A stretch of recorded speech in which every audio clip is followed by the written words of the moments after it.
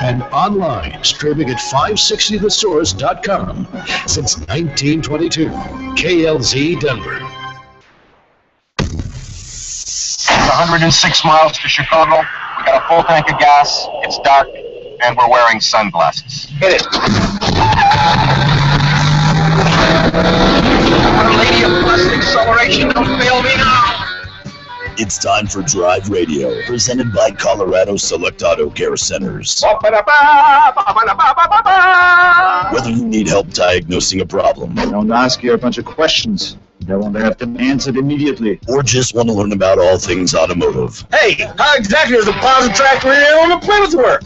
They just does. Then you've come to the right place. So start your engines, buckle up, and get ready to ride. Drive Radio starts now on KLZ 560 The Source. All right, good morning, everybody, and welcome to Drive Radio. I'm your host, John Rush, along with Steve Horvath from Geno's and Ray Seidel from Four Seasons. Good morning, guys. Good morning. And that's not the first time I say good morning, by the way. It's just the first time officially on air we say good morning, because we get down here a little early and get the YouTube camera set up and get everything rolling. Steve gets the sign up, and we get things rolling. So all of you on YouTube, good morning, welcome, good to see you all. Some of you that will be watching later, appreciate you watching us. And you can see us on our YouTube channel. So if you're listening now and you want to see what we look like, go to youtube.com. Right in the top of the search bar, just type in Drive Radio, and you'll see our channel and all of our videos there. You can also just go to our website, drive-radio.com, and right on the home page is the feed for YouTube. Click on it and watch away. So I've embedded that into our home page. That's a real easy thing to do, and off we go. So anyways, guys, what's in store for today? I got several topics, but anything, any announcements I need to make that I have thought of? You guys saw my notes. Did I miss anything? No, I didn't notice anything. That you're pretty thorough, John. I try to be. Yes. All right, one announcement that I do need to make that's coming up August 2nd, and this is a great deal. Actually, something Scott Watley and I have been working on for a while now, and I'm very excited about this. His show, Sportsman's Colorado Show, that's on in the morning from 7 to 8 a.m., is moving right after our show. So he's going to be on from 1 to 2 p.m. starting August 2nd, and I appreciate Scott, his willingness to actually move, and of course KLZ allowing him to do that. But Scott and I talked about this a while back. There's some expense on Scott's part, because when you have all of your banners and signs and advertisements with a particular time on it, now he has to change that. But I think this will be a benefit to Scott. I know it'll be a benefit to all of you. So all of you that are listening, you will enjoy that. Scott's got a great show. I think it dovetails right in with a lot of the things we do here on Drive Radio. These guys are shaking their heads yes, because they know what I mean.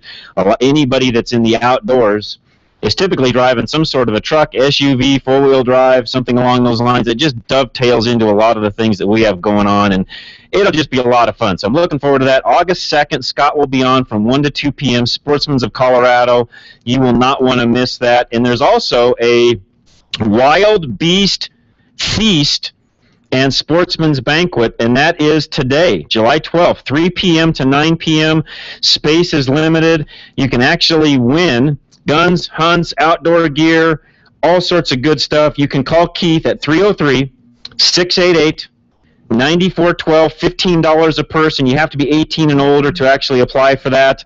And anyways, that'll be a great fun. I'll continue to announce that through the show today, but I'm helping Scott out on that one, so that'll be something you'll enjoy doing. All right, several things that I wanted to open the show with.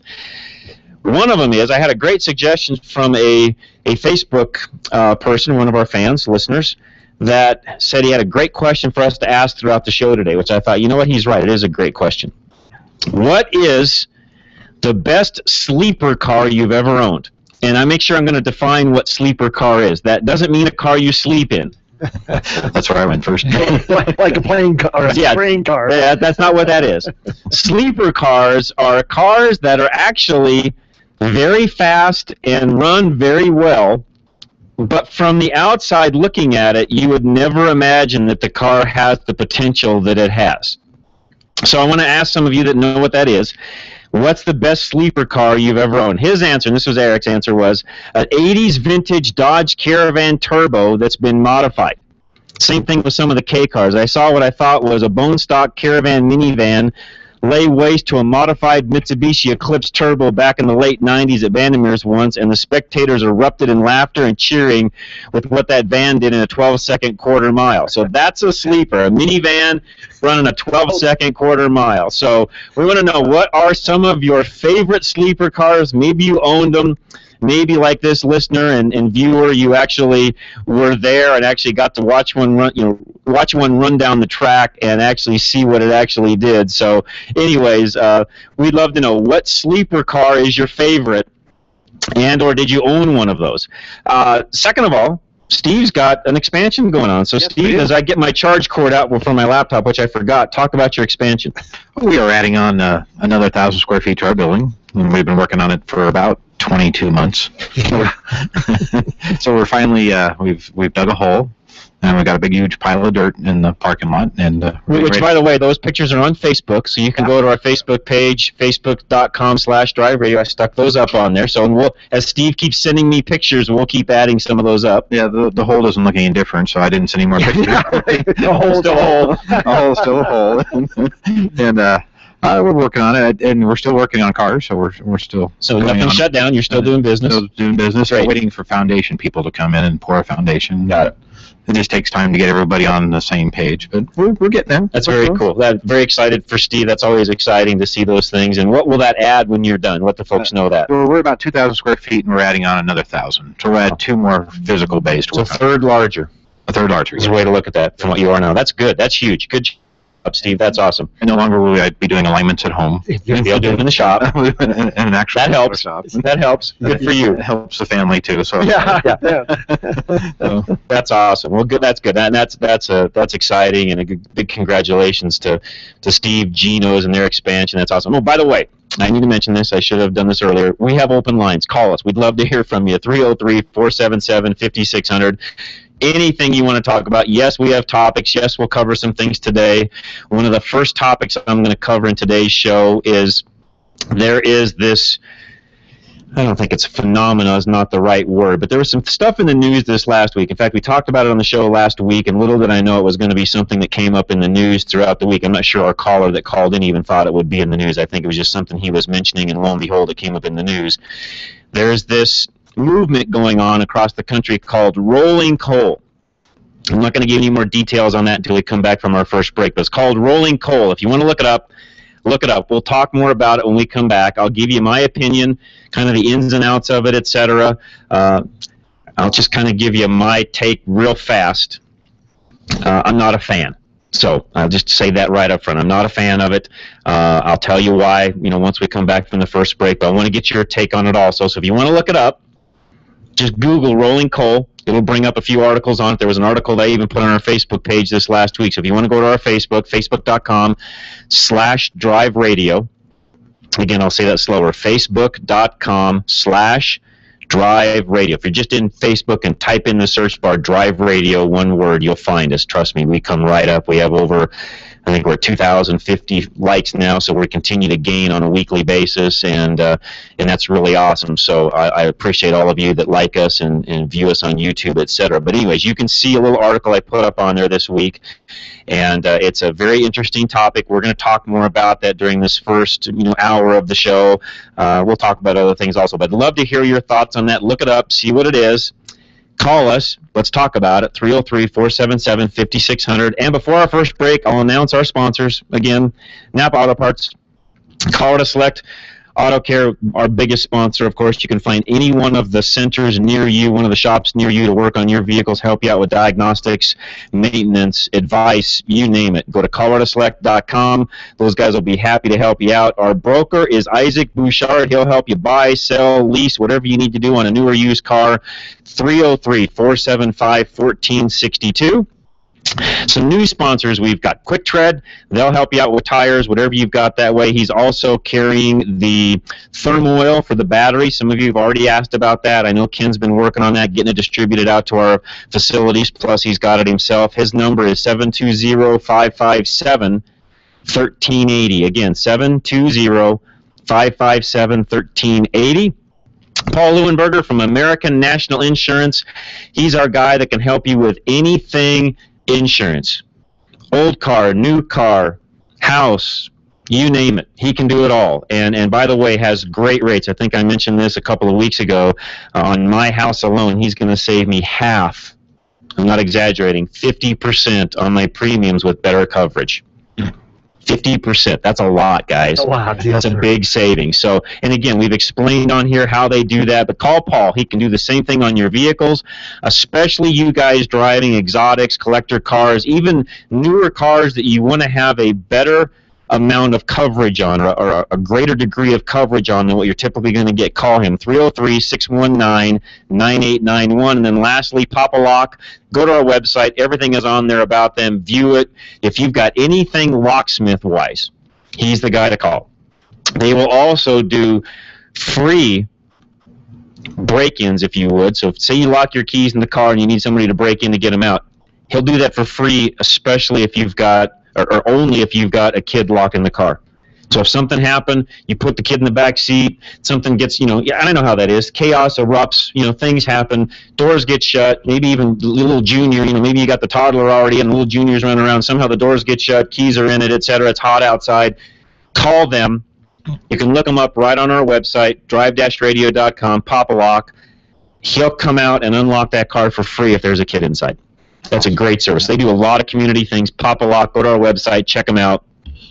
Great company. And by the way, every one of our sponsors we personally endorse.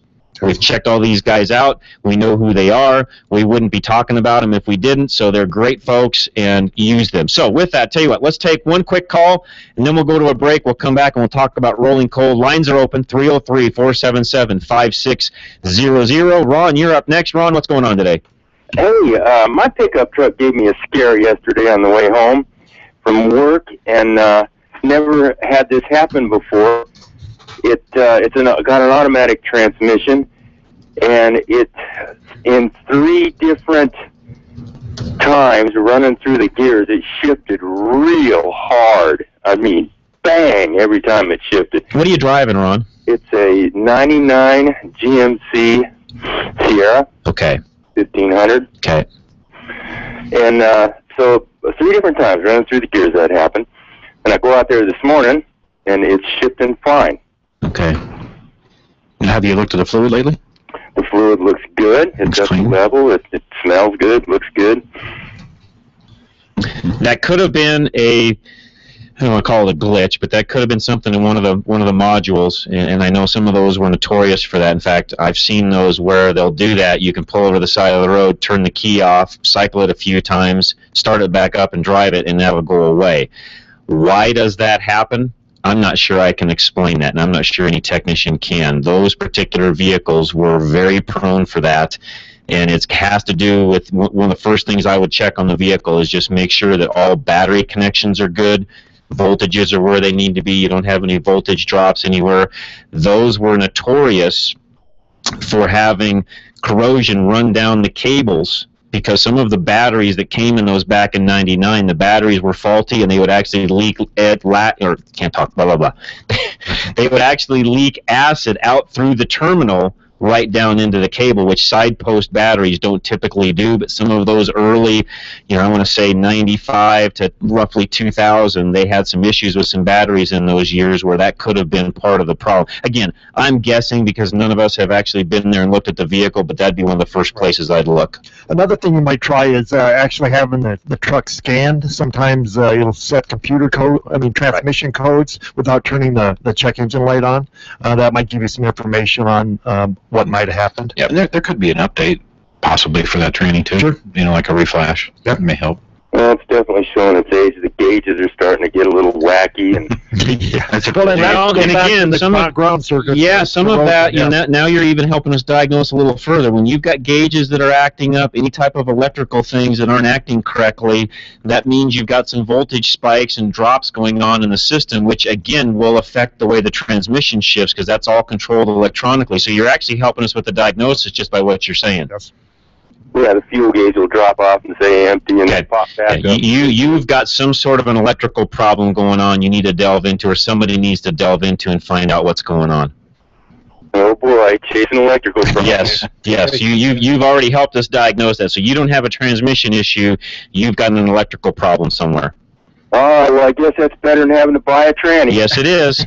All right, thank you. Thanks, Ron. Appreciate it very much. All right, guys, with that, let's go to a quick break. When we come back, rolling coal.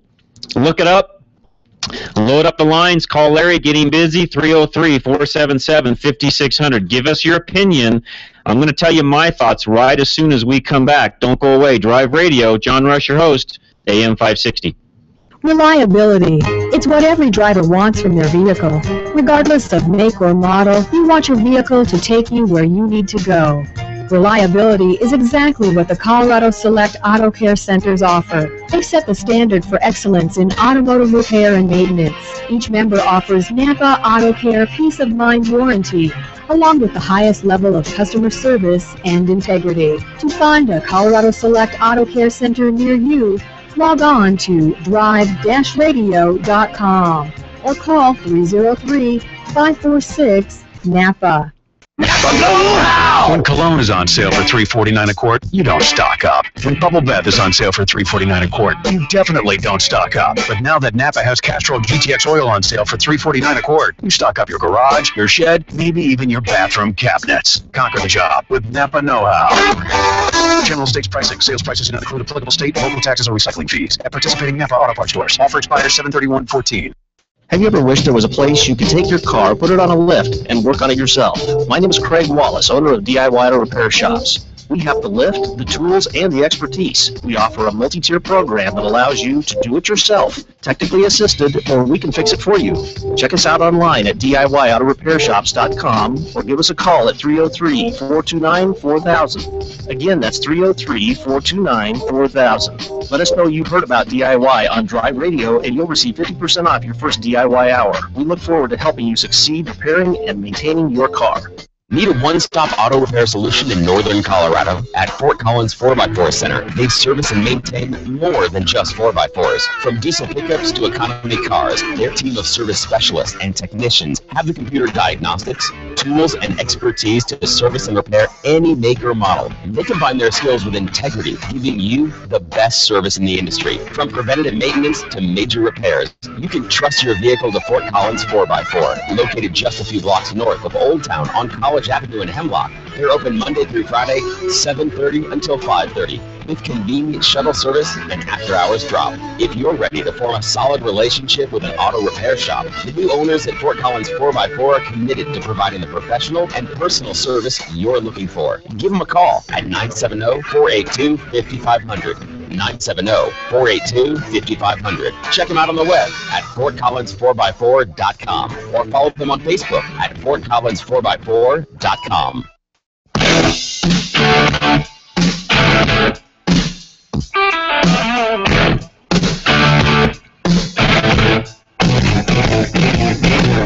Gotta let that one play for a second, especially to get that little intro going. Thank you, Matt, for helping us out.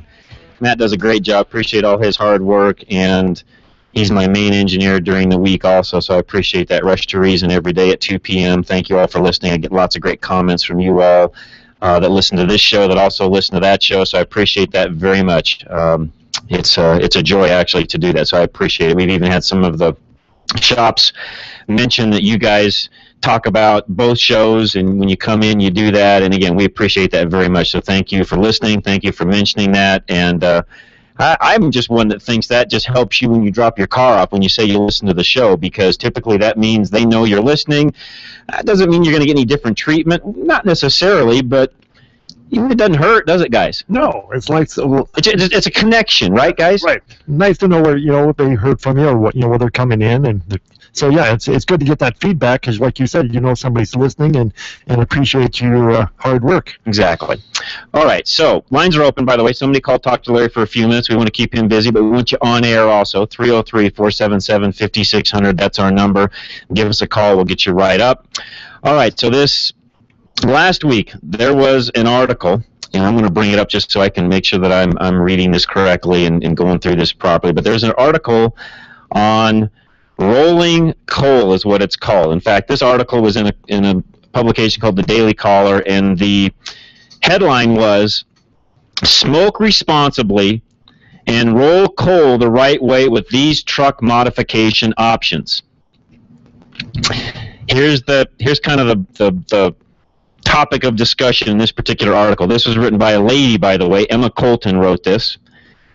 And be careful how I say this. I don't want to, I'm going to try to not step on too many toes, although the other show that I do on a regular basis, I've gotten to the point where I'm not sure that it matters. I just speak my mind and let you guys sort it out. But conservative truck owners have a new way to rebel against environmentalists and the government's obsession with carbon footprints, tricking out diesel pickups with coal stacks that spew black smoke. They're called coal rollers.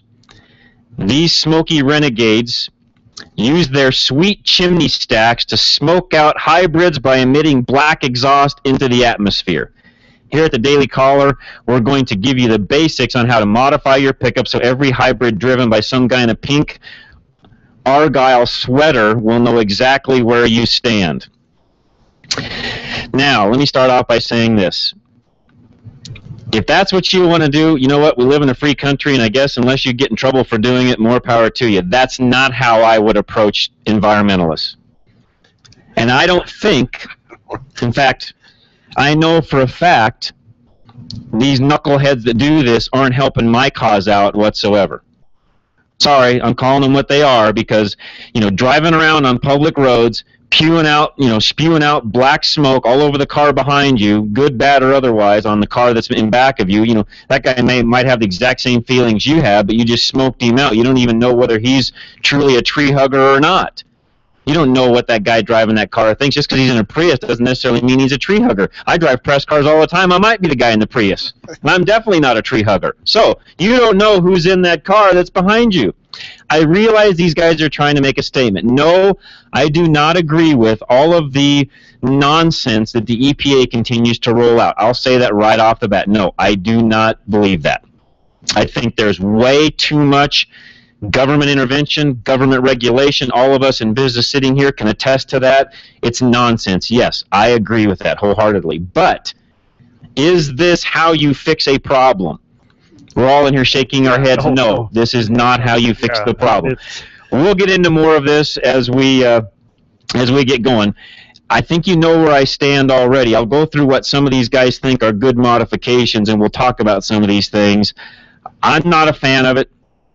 I think it's a very poor way to try to communicate our stance on the environment. I'll talk about some of that, but we'll take some callers as we go along. 303-477-5600. By the way, tell us what your thoughts are. We'd love to hear from you. What do you think of coal rolling? Good thing, bad thing? Does it make a statement? Does it make a statement in the right way? Does it make a statement in the wrong way? You two guests here, think about that. We're going to talk about that as soon as we get done with this caller. Mark is up next. Mark, what's going on? Not too much. How you guys doing? Doing great.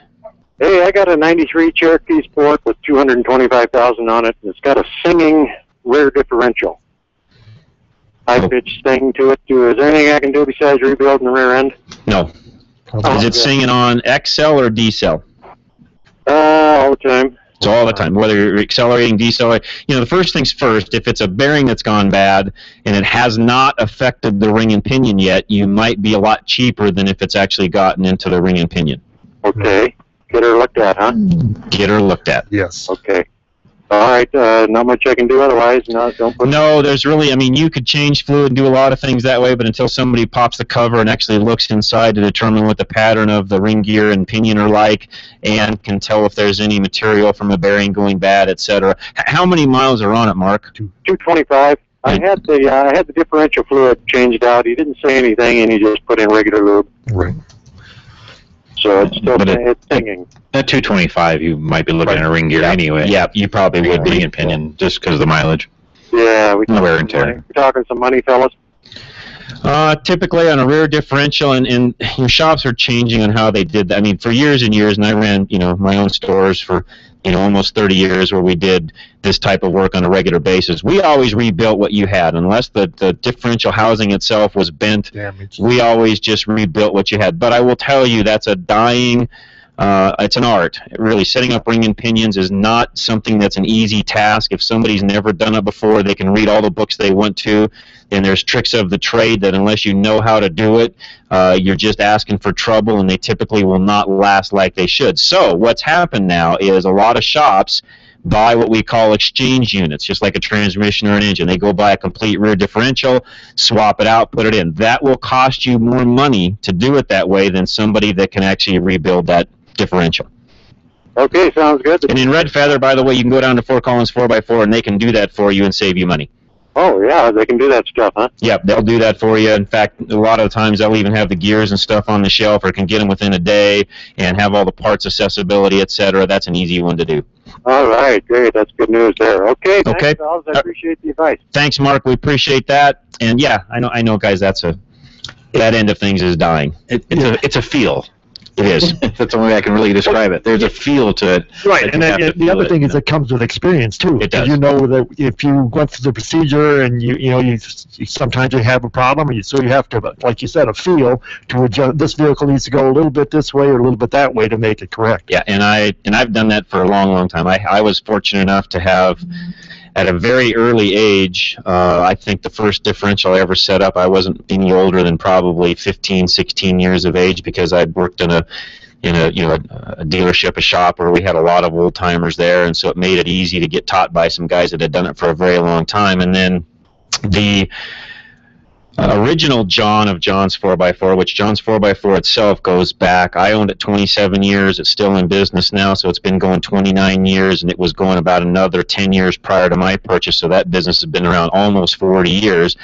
The person that I actually took it over from, who retired because of health issues, actually taught me a second time around how to do them, which his techniques were even better than the guy that originally taught me. So I had two very good teachers that taught me, and I was able to pass those skills down to all the technicians I employed over all the years. But it was rare for me to hire somebody that knew exactly what to do when it came to setting up differentials. I had to teach over and over again how to do those, and fortunately I was able to teach some of the guys that are actually at John's 4x4 now. Some of those guys there were still guys that I had taught, and so that continued on. But not every shop has that ability and has guys in it that can do that. And it's not a common practice. It is not. Shop. No, it's really more, especially in today's world of front-wheel drive, all-wheel drive vehicles, etc. You really need a four-wheel drive, a truck or a larger SUV that even has a real differential in it to even work on it anymore, because that's just not commonplace anymore. So, yeah, great call, though. I appreciate that very much. Let's go to, I got time for, we'll take a call before we go to our next break. Matt, let's go to Bill real quick. Bill, welcome. What's going on? Yes, hi. I have a 99 Chevy 4x4 3/4 ton. Okay. And the parking brake for a long, long time hasn't been very good at all. And I was wondering if that's a weakness of that truck. I've had it looked at before, and there's clean, it's a little drum on it's got disc brakes, but it's a little drum on the axle. That's the parking brake. Is it rear disc brake? Yes. Yes. Okay. Yeah, so that's on the inside of the rotor is what it is. They were not great parking brakes in the first place. Yeah. Is there anything I can do about that, or the only thing you can do to make those better is make sure that the inside surface where those shoes ride are in great shape. They tend to get all, gunked up, corroded, etc., especially if they don't get used a lot. Make sure all the hardware for that assembly is in good shape. Make sure the cables are in good shape. Really just need to go through that front to back to make sure everything is proper and that they're adjusted properly.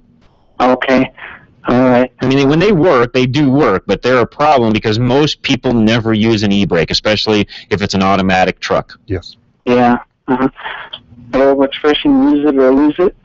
That's exactly right. Yeah, and rarely do people use them. And of course, in our, part of that is in our area, when it's cold outside and we've got, water, snow, etc., that's on the ground, we will even recommend, unless you absolutely have to put the e-brake on, don't, because the cables can freeze. Now, some of the new vehicles are starting to come with electronic operated e-brakes that work off of brake fluid, etc., and it's a whole different type of a mechanism than what they're using, in the old days. But if you've got a cable-operated e-brake, it's just one of those things in the wintertime we still recommend you don't use. But in your case, yes, if you don't use it, it tends to get, it just tends to get weak and not work properly. Okay. Very good. Well, Well, thank you. I'll have it checked over. All right, Bill. Appreciate your phone call. Thank you so much. Have a great afternoon. Which, by the way, I think we had weather forecast today of about 60% rain, which it's kind of already cloudy. We can't see the mountains from here, so we're high atop the KLZ towers, 12th floor looking west, and you can't see the mountains. So if you're going to do something today, I would say get out and get it done now. If not, go out in the garage, give us a call, listen in. Chime in on this topic. We're going to come back and talk more about it. Rolling coal. What do you think about it? Give me your opinion on it. Tell me I'm crazy. Maybe I'm all, I'm out in left field and, we need straightened out. So if we're not thinking about this correctly, tell us and we'll talk about it. 303-477-5600 or call us on any other question you've got. It doesn't matter. We'll take any call anytime. Makes no difference. Again, 303-477-5600. Also through the show today, make sure you keep tuning in. I had 2 different vehicle launches this week that we actually were able to go to and attend. One of them was the Lexus NX, which is a brand new vehicle they've got coming out, and the Chrysler 200. So I'll talk about those through the show today also, so don't go away. We'll be back, guys, right after these messages. Steve Horvath from Geno's, Ray Seidel from Four Seasons, and I'm your host, John Rush, here on KLZ 560. Having transmission problems? Stop by Larry's Automotive today. We're your only Colorado Select Auto Care in North Denver that also specializes in automatic and manual transmissions. We're a family-owned small business taking care of your family-owned fleet of cars, trucks, and SUVs since 1994. We specialize in transmission and drivetrain problems and offer a 3-year, 36,000-mile warranty. We're also an ATRA member. Call us at 303-427-2108 for an appointment or find us on the web at coloradoselect.com. Larry's Automotive, a proud member of Colorado Select Auto Care. K&N's premium oil filters are very different. They make oil changes easier. K&N's wrench-off oil filters have a 1-inch nut welded on the top, so you can easily change the filter with a wrench or ratchet. And used with a Ziploc freezer bag, you can even remove a K&N oil filter with no oil spillage at all. Another great product from K&N, an American manufacturer since 1969. Are you driving with the check engine light on? Has that light been going on and off? Arvada West Auto and Truck is here to help you understand what could be wrong. Our technicians are specially trained to handle warning lights. If your vehicle is a 1996 or newer, it stores a history that helps us diagnose the problem, even if the warning light is not currently on. Don't wait until your vehicle breaks down and leaves you stranded. Call 303-422-1065. Stop by 11752 West 64th Avenue or visit us on the web at arvadawestautoandtruck.com, where every question is important. Drive Radio is a presentation of Colorado Select Auto Care Centers. The independently owned and operated shops of Colorado Select hold each other accountable for the highest standards of technical expertise, honesty, and professionalism. They all understand that choosing a mechanic is risky business. So Colorado Select was created by this exclusive group of like-minded professionals who are dedicated to raising the level of consumer confidence in Colorado's auto repair industry. Schedule your next oil change at any of the Colorado Select Auto Care Centers heard on Drive Radio, and you'll immediately see the difference. For the complete list of all the member shops in the state, visit drive-radio.com.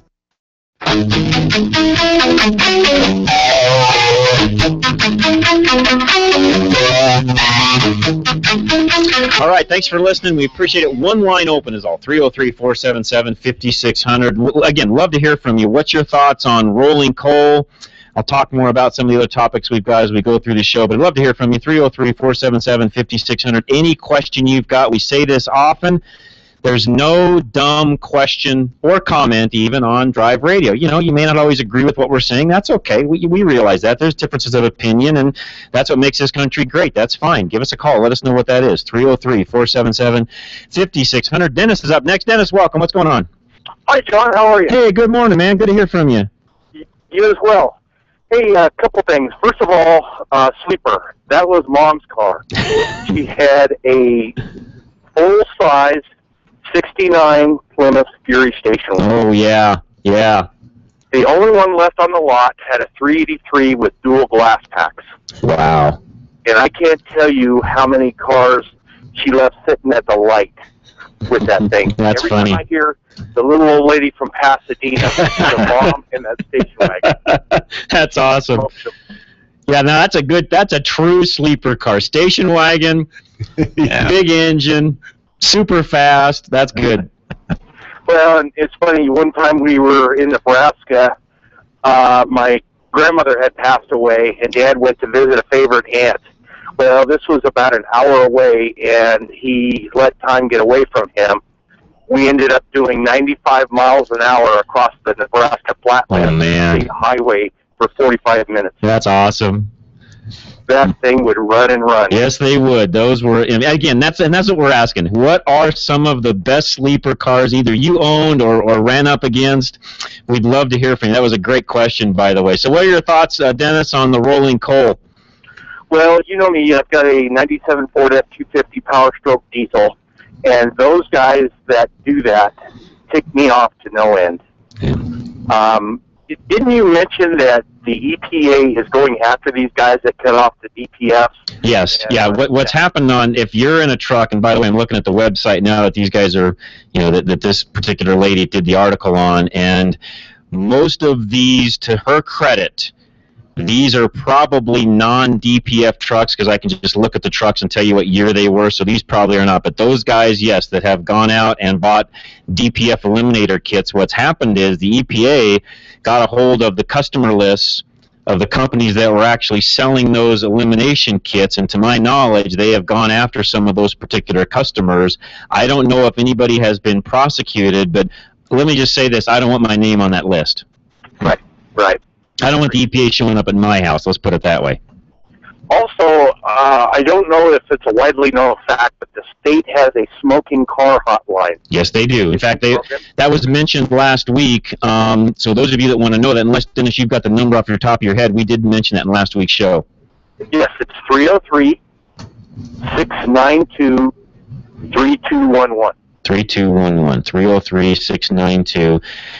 And again, and I know Dennis's heart too. I know Dennis well enough to know that, neither one of us are on the environmental movement side of the fence, but there's better ways to skin a cat than running around with your diesel truck throwing black smoke all over the cars behind you. That's not helping our cause, is it, Dennis?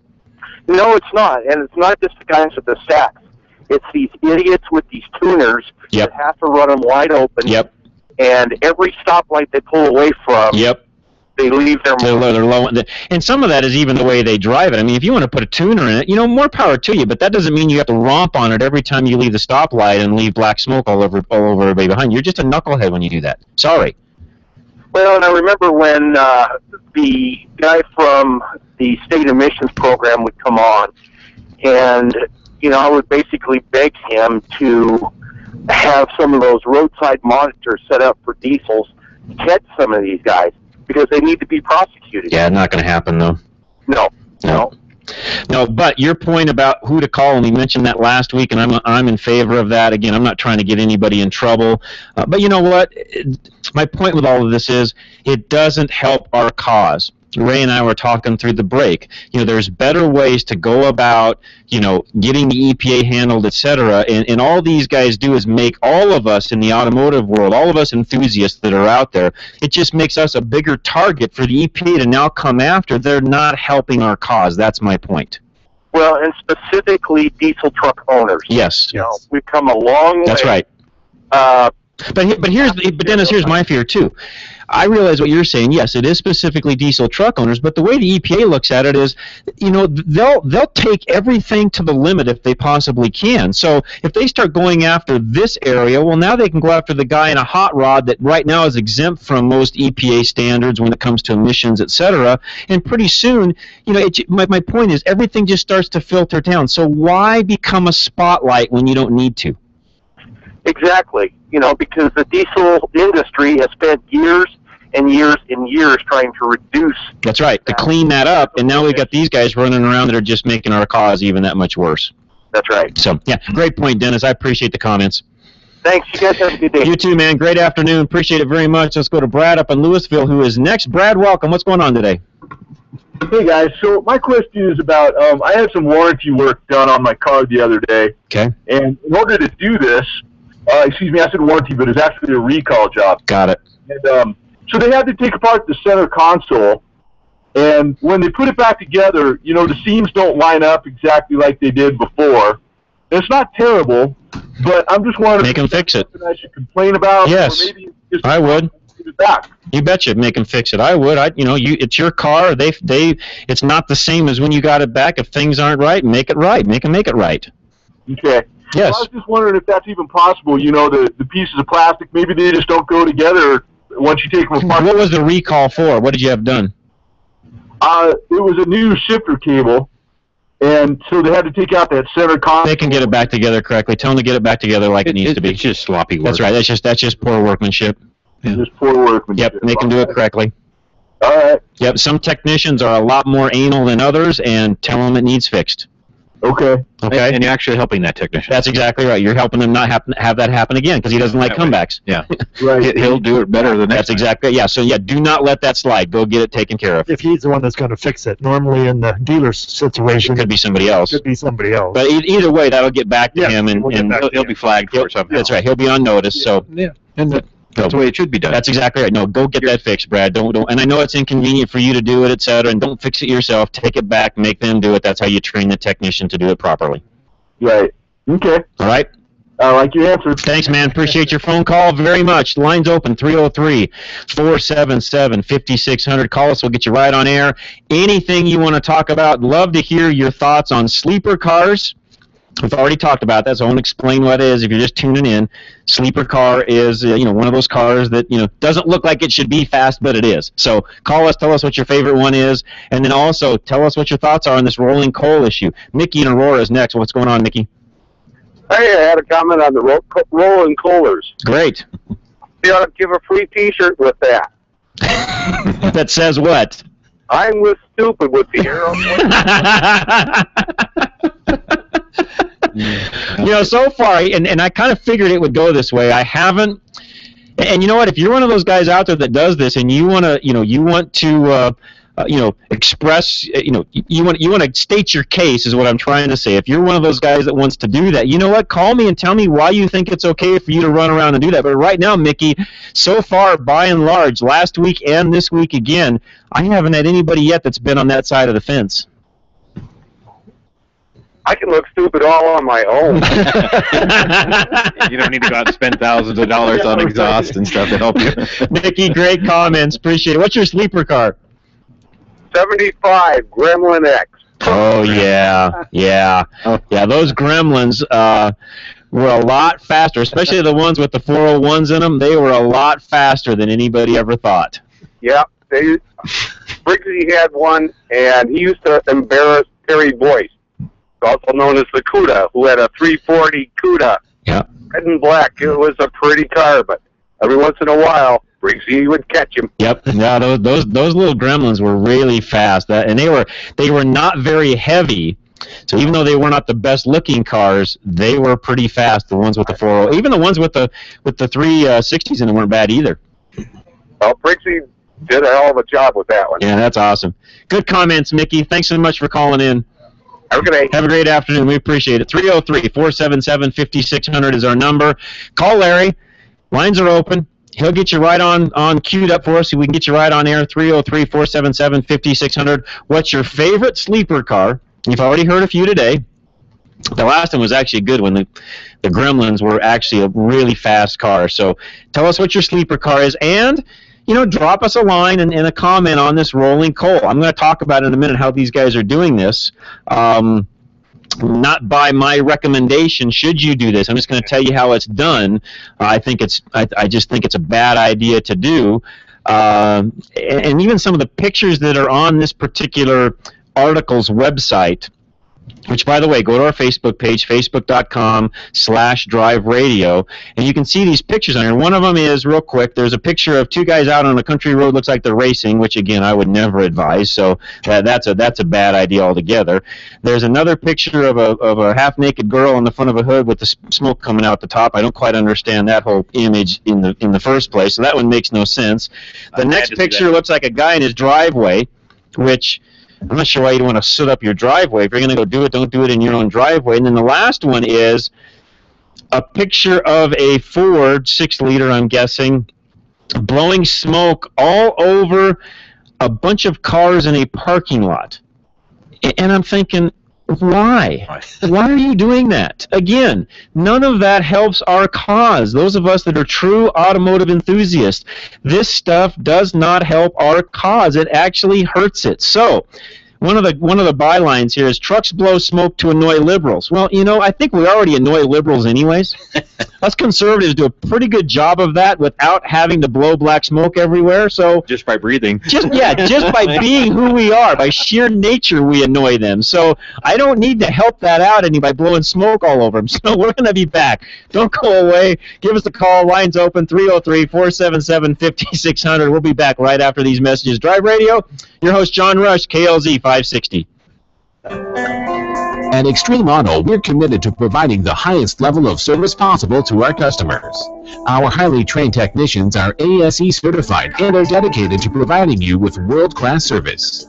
We have years of experience working on both domestic and import vehicles of all makes and models, and will work with you to find cost-effective repair and maintenance alternatives. We don't have hidden fees, and we don't do unnecessary repairs. Serving Parker and the surrounding areas, come and see us, the professionals at Extreme Auto, and rest easy knowing you'll get quality work done for a fair price. Our promise to you: extreme service, extreme value, extreme satisfaction. Call us to schedule your appointment today. Ever try to buy an air filter and get lost in catalogs and vehicle descriptions? Well, K&N, the inventor of reusable cotton filters, has got the answer to the mess. Just visit knfilters.com and enter your vehicle identification number off your dashboard or car registration, and K&N will show you the filter that fits your car. It's never been easier to buy a K&N, the filter that helps your car run better. Ah, summer. A time of fun, sun, high temperatures, and the ultimate family road trip. Before embarking on the ultimate family adventure, bring your vehicle over to John's 4x4 Center on Arapahoe and Boulder for a little TLC. Our summer maintenance inspection includes pressure testing your air conditioning system, checking your coolant levels and tire pressure, testing your battery, inspecting your hoses and belts for cracks, cuts, and bulges, testing your transmission, power steering, and brake fluids. Having your vehicle inspected before a long road trip can keep you on the road, not stuck beside it during your vacation. John's 4x4 is under new ownership as of January 2014. Stop by and see what's new. Located on Arapahoe Road just east of 63rd behind Carpet 1, we are open to serve you Monday through Friday, 7:30 a.m. to 5:30 p.m. with shuttle service and after-hours drop. Give us a call at 303-449-2640. Follow us on Facebook or check us out at johns4x4.com. When your battery goes out on you, it's like a sucker punch to the gut. But now at Napa, when you buy a new battery, alternator, or starter, you get a Visa rebate card by mail for up to $25. And a Visa rebate card for up to $25 with a new battery? Well, that's like a sucker punch to the gut, but from a really pretty girl. Conquer the job with Napa Know-How. At participating Napa Auto Parts stores. Offer expires 7/31/14. 24 seconds. I timed it. It took me just 24 seconds to find a AAA certified master mechanic who offers the best peace of mind warranty in the state. A 3-year, 36,000-mile warranty on every repair. At ColoradoSelect.org, I search my city and boom, I'm done. Colorado Select Auto Care puts their member shops through a rigorous set of requirements, so I know no matter which shop I choose, I'll get the best auto repair service possible. That's 24 seconds well spent. ColoradoSelect.org.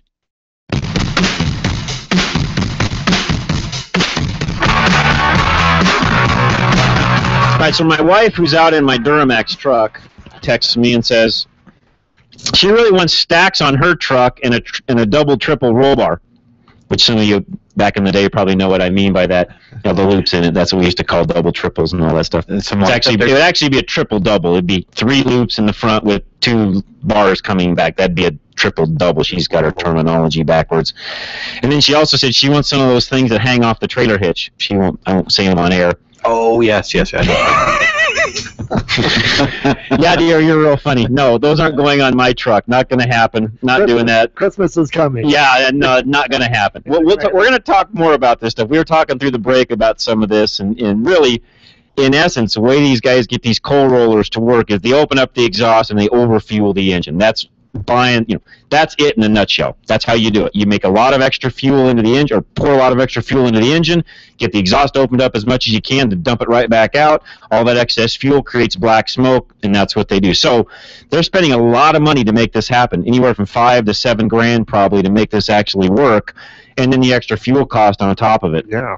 My point is, you guys that really want to do all of that, band together, pool all your money up, hire an attorney or a lobbyist to go up to the EPA and to the to our representatives and work on things that way if you want to see a change. Doing what you're doing is going to do nothing but make it harder on all the rest of us. Sorry, that's my point. I'll continue on with that.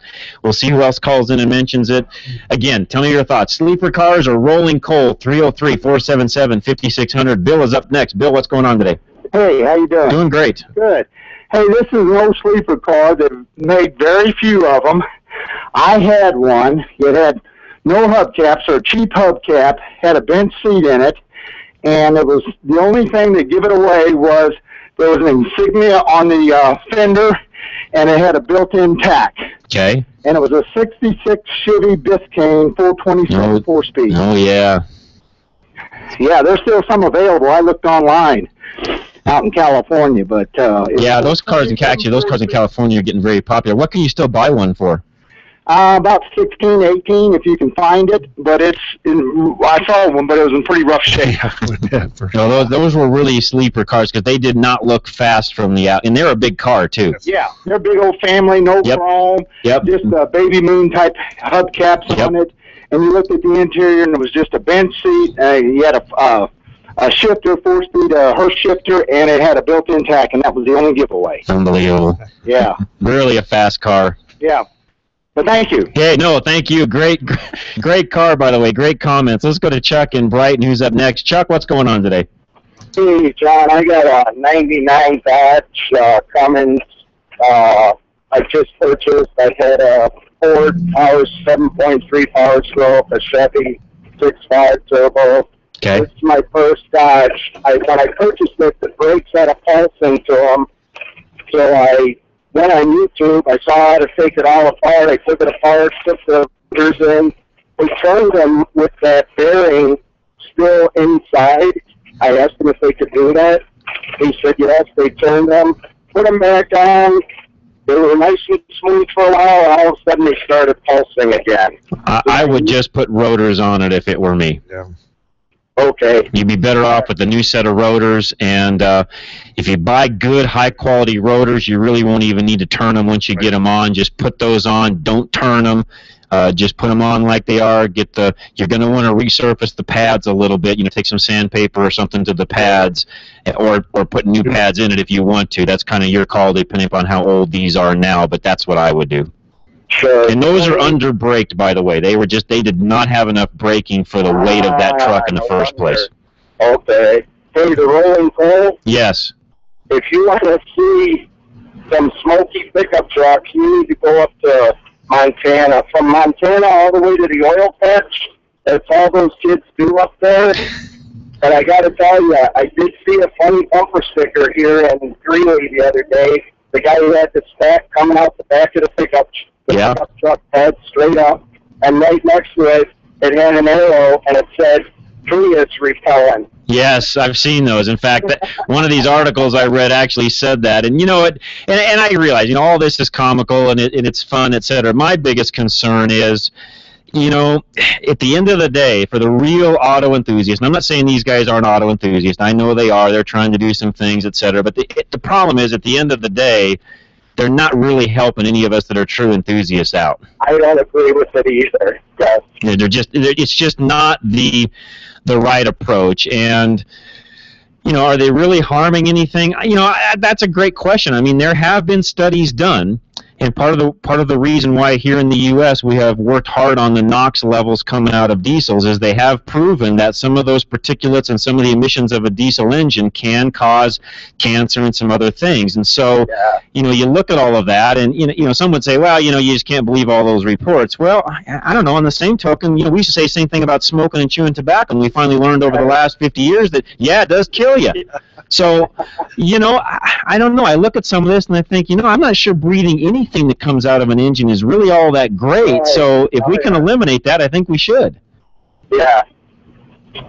All right, thanks. Great comments, Chuck. Appreciate it very much. All right, anybody else that wants to chime in, I'd love to hear from you. 303-477-5600. When we come back here from the top of the news here, I will talk about the new Chrysler 200 and that NX launch that I went to, which is a new vehicle by Lexus. You probably haven't seen anything on that unless you've actually been to the website. You will not have seen any of those on the road yet because they will not be selling until this winter. But we'll talk about some of that stuff when we come back. But again, I want to hear from you. Got time even for another call before the top of the hour. What's your thoughts on rolling coal? So you guys, you've been pretty quiet. I know we've chimed in with some of the callers, but we've got a couple minutes before we go to the top of the news here, top of the hour in the news. Thoughts? I agree with everybody that for somebody to spend that kind of money and waste that amount of fuel to drive a point across, and it's really the person that's getting the brunt of it is not really going to see anything about it. The guy driving the Prius that they're pushing smoke all over, you're not changing anything with that. I mean, there's a lot better ways of doing that. I mean, and we've had a problem with diesel images for a long time. Yes. We're actually, with the technology and the electronics and the exhaust, we're actually getting them decent. You hardly ever see a diesel smoke unless there's something wrong with it. And you bring up a great point. In fact, I was talking to one of the Chrysler engineers. John was his name. John, if you're listening, thanks. I had a great time with you, by the way, at that event. He was going to listen in today. So, John, if you're listening, I appreciate that. And we were talking about some of this. And one of the things we talked about was, why in the US of A are diesel sales still not as strong as they are in other parts of the world? And part of it is what we're talking about right now. People think of them as dirty, stinky, nasty, rolling out smoke, all these other things. And we're not helping even diesel sales in general and pushing that technology along by doing what we're doing. Well, and look at all the big rigs, the 18-wheelers. Oh, they're clean. When have you seen one smoke? You don't anymore because they've cleaned them way up. So that's what I'm saying. That was the image that you want for diesels, and now these guys are they're tarnishing the image is basically what they're doing. Yeah, you're 100% correct. Yep. All right, let's go. Jeff's got a comment real quick before we go to the top of the hour. Jeff, welcome. What's going on? Thanks. I agree with you about the counterproductive results of the rolling coal to smoke. But I'd like to take the analysis just one notch higher. Go ahead. And that is, our big problem, as you know, is that carbon dioxide is not a pollutant. Correct. There is no man-made global warming. I agree. The climate has changed, will always change because there's that big orange thermonuclear thing about 93 million miles away. That's right. And as wonderfully engineered as it is, it oscillates a little bit. Yes, it does. We don't have a clue what the periodicity of various oscillations are beyond the 11-year sunspot cycle. I agree. And so here's my problem. We know that carbon dioxide is not a pollutant. Soot, all that other stuff, those are the pollutants that we need to have been cleaning up over the last 40, 50 years. It makes the people on the left, it makes the other folks think that we don't understand pollution and don't care about real pollution. Well said. Got to leave it at that. Great comment from Jeff. Couldn't have said it better myself. We're going to go to a break, go to the news. We'll be right back. We'll talk more about this. Rolling coal. Stay with us. John Rush, Steve Horvath, Ray Seidel, Drive Radio, KLZ 560.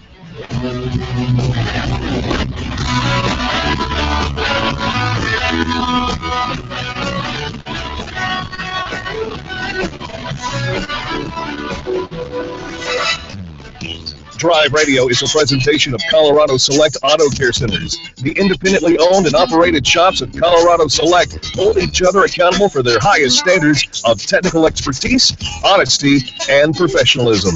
They all understand that choosing a mechanic is risky business, so Colorado Select was created by this exclusive group of like-minded professionals who are dedicated to raising the level of consumer confidence in Colorado's auto repair industry.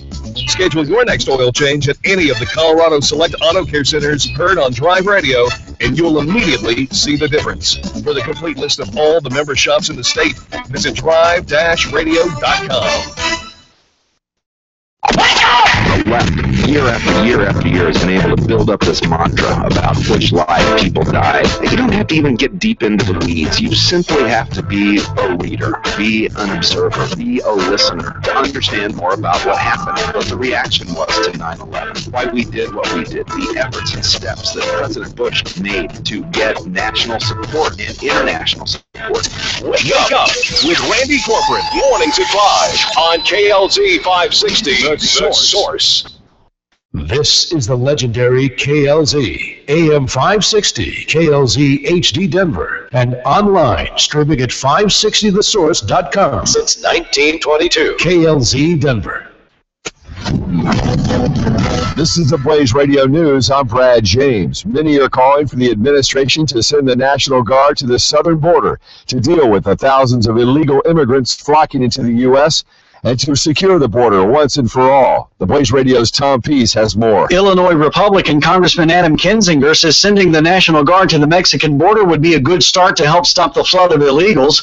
He said the Guard helped secure the border in 2006, and sending them now would be a short-term solution. I don't think it'll solve it in the long term. I think this is the short-term stopgap to a real border solution, to the problem that the president's created. He says Republicans want a border security plan before agreeing to other parts of immigration reform. Ultimately, the president's got to step up and say we need a real border solution. He talks about immigration reform. A lot of us think that's something that needs to happen, but not until the border is secure. Kinzinger on Fox News. This is news on the Blaze Radio Network. Truth lives here. Everyone is making a switch to the Blaze to make it their source for the truth. Why not make it your source for the truth? Make theblaze.com your homepage for news that the other outlets won't even touch. Subscribe to The Blaze TV at theblaze.com/TV or on Dish Network and get access to original programming like For the Record, the show that exposes what's really going on that the government doesn't want you to know. And Real News, the daily conversation on the topics of the day that matter most. Check out the Blaze Radio Network at theblaze.com/radio with original shows like Buck Sexton, The Morning Blaze with Doc Thompson, Pat and Stu, and Jay Severin. Or, if you need something to hold in your hands, subscribe to the Blaze magazine. So basically, anywhere you need to go, you can take the truth with you by taking the Blaze with you. This is the Blaze. Truth lives here. So just to recap, anywhere you need to go, you can take the truth with you by taking the Blaze with you. Find out all the ways at theblaze.com. The Blaze Radio News on KLZ 560 The Source. Wake up with Randy Corcoran, Monday morning at 5 on legendary KLZ 560. Being an expert on general automotive knowledge, what would the correct ignition timing be on a 1955 Bel Air Chevrolet with a 327 cubic inch engine and a full barrel carburetor? It's a trick question. What's this? The Chevy didn't make the 327 to 55. The 327 didn't come out till 62. And it wasn't offered in the Bel Air with a 4-barrel carb till 64. However, in 1964, the correct ignition timing will be 4 degrees before top dead center. Get ready for another hour of Drive Radio, brought to you by Colorado Select Auto Care Centers. Got a question for the experts? Then give them a call, 303-477-5600. Now it's time to pop the hood and get our hands dirty. Drive Radio on KLZ 560 The Source. All right, welcome back. Thanks for staying with us. Lines are open, by the way. Call us. We'll get you right on air. Anything you want to talk about. The first hour, we talked about rolling coal, sleeper cars, which we'll explain in a minute. Some of you that are just joining us at the 11 o'clock hour. And by the way, if you're listening on Sunday, you're just tuning in, don't call us. We're not here. So if it's a Sunday, we're not here. It's a replay of our show. We're replayed every Sunday, noon to 2. Our second and third hour are replayed on Sundays.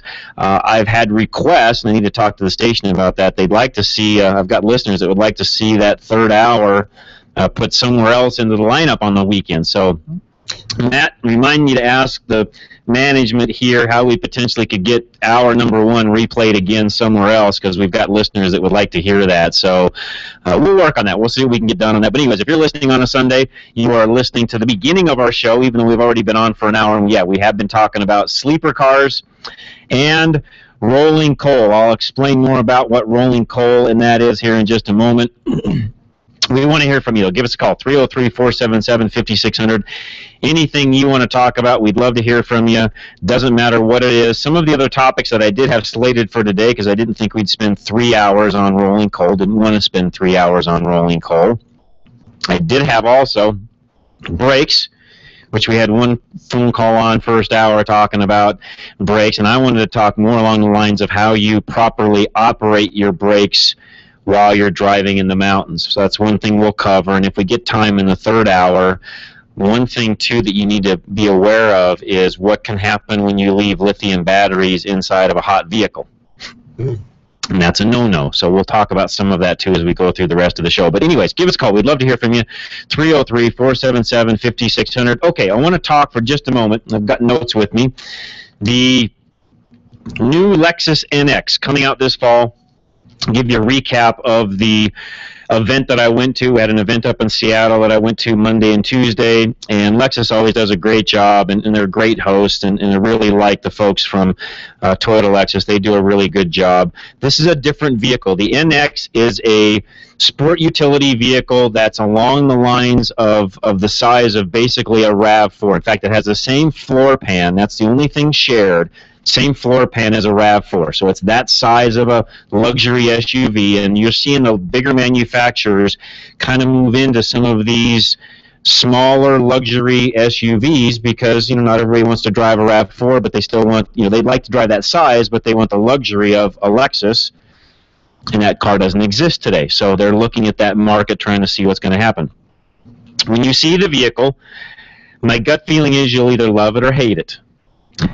My opinion, this is just my opinion, the vehicle was 100% designed in Asia, not here in the U.S., so it has very little North American influence when it comes to how it looks. This is John Rush's opinion. Okay, everyone else will have their own opinion when they see it. I don't mind the look, but I'm just being honest, and they bring you up and tell you to be honest, so it's not my favorite look. But I think it will grow on you once it gets out, depending upon the color, etc. I like this is ironic too, they make it in 3 different kind of levels, if you would. They make just a regular turbo 2-liter engine car. They make an F-Sport in the same car, which is kind of their sportier version of it, and they make a hybrid. I really like the hybrid the best of all of them, to be honest with you. I typically like the F-Sports the best because they usually do some differences with some of the, you know, accents on the car, etc. In this particular case, the grille is such that I actually like the grille on the non-F-Sport than I do the F-Sport. The F-Sport's just a huge grille. When you see pictures of it, you know what I'm talking about. But some other cool things they have done. Building their own turbo for this car. And it's a twin-scroll 2-liter engine, so a twin-scroll turbo 2-liter engine. Comes in the 3 different models I already told you about. 6-speed transmission, has an all-wheel drive option. One cool thing it does have is that, and I think you'll see Lexus do more of this, a lot of car makers are now starting to, and Lexus being one of them. In fact, it's the first one that I know of. There's some other companies doing it, but I'm not sure it's totally in production yet. This car will actually have it. They're making a little adapter you can put on your cell phone, and then you can actually just set your iPhone or your Android, whatever, right in the center console, and it'll charge automatically. Oh, cool. Without having to have a bunch of cables and stuff hooked up. So that's kind of a cool feature that it's also got. Roomy interior. It does feel smaller than the RX. So if you're an RX lover, one of the things they talked about in this event was, will they take, you know, there's always called cannibalization in the industry. You know, will they cannibalize the RX by bringing out an NX? You know, will they sell cars in that line, taking sales away from RX? I personally don't think so. They're 2 different cars. You know, an RX is way bigger inside, outside than a RAV4 size car is. They're not one and the same. I don't think there's going to be much cannibalization. One thing that this car had in the F-Sport that didn't do much for me, but they touted it pretty heavily. Lexus, I'm sorry, but this one, I think you wasted money on it. They have this thing called active sound control on the F-Sport, which essentially takes some synthetic sound from the engine puts it back through the interior, through the speakers, to kind of give you more of a sporty sound on the interior. Like I said, this has more Asian influence than North American influence, because I don't see that being a big deal. It wasn't for me. Not a big deal. Now, I say that to say this. Guys, these are things you're going to work on 5 years from now. Okay? So we might as well learn about it, know about it, because the stuff's coming. So active, it's called ASC, Active Sound Control, enhances the driving experience. That's what their claim is. Now, didn't do anything for me. Lexus, I know you want our honest opinion. That's an option I'd drop. I don't think it's worth messing with. I know that car is not totally in production. Will that stay? I'm sure the option probably will stay because somebody thought it was worth developing, but it wasn't a big deal for me. It wouldn't make me buy an F Sport just for the active sound control. It wasn't enough for me to mess with. Anyways, nice car. I did enjoy driving it. It is much more quiet than what a RAV4 is. It does have all the Lexus touch, feel, etc. I'll have a full review and more stuff on that when the press cars come out in the fall. The car will not go on sale until late fall, so don't expect to see it in anybody's showroom before then. But anyways, I want to give you an update on that. Call us. We'd love to hear from you. Questions, we have answers. 303-477-5600. Anything you want to talk about. We left off, and we will continue on with this subject all through the show, sleeper cars. What is your favorite sleeper car, either that you owned, maybe it was in the family, maybe you drove one, you name it. Tell me what it is. I'm gonna give you mine. And I grew up with this car, drove it for a number of years, owned it, finally sold it. Wish I hadn't. I wish I still had a car today. I wish I'd never sold it. It's always the way it is. When I was 16, it was kind of passed down. I mean, I paid for the car, but it was passed down through the family. My great aunt owned a '68 Buick GS, which basically is a Skylark with a fast motor, with a high horsepower, 400 horsepower motor. Car looks like a grandma car, though. When you look at a GS, it looks like any old other Skylark. It had some badging on it, but it even came with just regular hubcaps on the wheels, nothing fancy. Of course, when I was 16, I changed all that stuff. But that car, 3-speed automatic, shifter on the column, bench front seat, no tack, no nothing. I mean, you would not know the car had any speed to it whatsoever. High school drags, 1982, I want to say, 81 or 82, can't remember exactly the year. Rolled that thing into Bandermere's with just a couple of slight modifications, taking off the alternator belt, doing a few things to try to speed things up. 14.7 in the quarter mile, which at our elevation is a pretty decent running car. Yes. So was that a sleeper? Yeah, that was a sleeper. Most people would look at that car and laugh because they'd have a Corvette or a Mustang or anything else, and that car was very much a sleeper. It drove very well, was very fast, cornered better than what you had thought, and that was a particular sleeper. So, what are some of the others? Tell us what your sleeper cars were. If you've got a question for us, we'll take it. 303-477-5600. John in Boulder is up next. John, welcome. What's going on today? Well, yeah, my son's got a 95 Jeep Wrangler. Okay. Working here with this tick. And the rear track bar, or sway bar, broke at the axle. Okay. And I went online, looking, and, if people say, it's not needed anyhow, it's going to be a... Oh, it's needed. It's needed. It's a death wobble otherwise, I mean. Well, it's not even death wobble. They just don't drive as well with that unhooked. It's needed. You need to put it back on. A lot of guys eliminated back then, but they just didn't drive very well, especially through the corners. And if it's somebody that's younger, and I'm not trying to point fingers at anybody, and please don't take that the wrong way, but if it's a younger driver, by all means, it needs to be on there. Yeah. I hear you. Yeah, that's what I thought. And, when I went online, and no, it drives better, smoother, there's more flex. It's They do work better off-road as far as the flex goes. So, a lot of guys that were four-wheeling, et cetera, would take them off for that reason only. But if it's going to be a daily driver, leave it on. That sounds good. Okay. And if the bracket's broken or whatever, those can be fixed, re-welded, et cetera. And that was a common problem they had back then. So, yeah, that's really easy to work on. So, real quick, Dick in Commerce City, hang with us. We're up against a break. Don't go away. Saturn Redline, who can work on that? We'll find out. We'll come back with an answer for you. Don't go away. Lines are open, 303-477-5600. Hang tight. We're going to be right back. John Rush, your host, Ray Seidel from Four Seasons, Steve Horvath from Geno's. Don't go away. We'll be back. John Rush, Drive Radio, KLZ 560. Reliability. It's what every driver wants from their vehicle. Regardless of make or model, you want your vehicle to take you where you need to go. Reliability is exactly what Colorado Select Auto Care Centers offer. They've set the standard for excellence in automotive repair and maintenance. Each Colorado Select member currently offers Napa's Peace of Mind warranty, but are now also offering an extended 2-year or 24,000-mile warranty on repair work. You won't find this offer anywhere else. To find a Colorado Select Auto Care Center near you, log on to drive-radio.com or call 303-546-6272. Napa supports the Intrepid Fallen Heroes Fund. And this month, we're making it easy for you to show your support too. Make any $25 purchase, and you'll receive a free Napa racing cap. For every cap we give out, we'll donate $1 to the Intrepid Fallen Heroes Fund, supporting those who serve you. That's Napa Know-How. At participating Napa Auto Parts stores while supplies last. Offer expires 7/31/14. After 30 years of business, Gino's Auto Service is expanding. Hi, this is Jennifer, and my dad owns Gino's Auto Service in Littleton. What does our expansion mean for you? Savings on all our repair and maintenance services. We work on all makes and models, and your satisfaction is always guaranteed. At Gino's, we use genuine Napa parts and are AAA approved. Stop by and see the transformation at Bowles and Platte Canyon, or visit us online at ginosautoservice.com. That's ginosautoservice.com. Your car performs better when things are simple. And it's easy to see how the maze of plumbing under the hood can slow it down. A K&N AirTake system replaces the maze with a single custom engineered tube. The result? A guaranteed increase in horsepower. A dramatic increase you can actually feel. Visit K&N website to look up the extra horsepower available for your vehicle.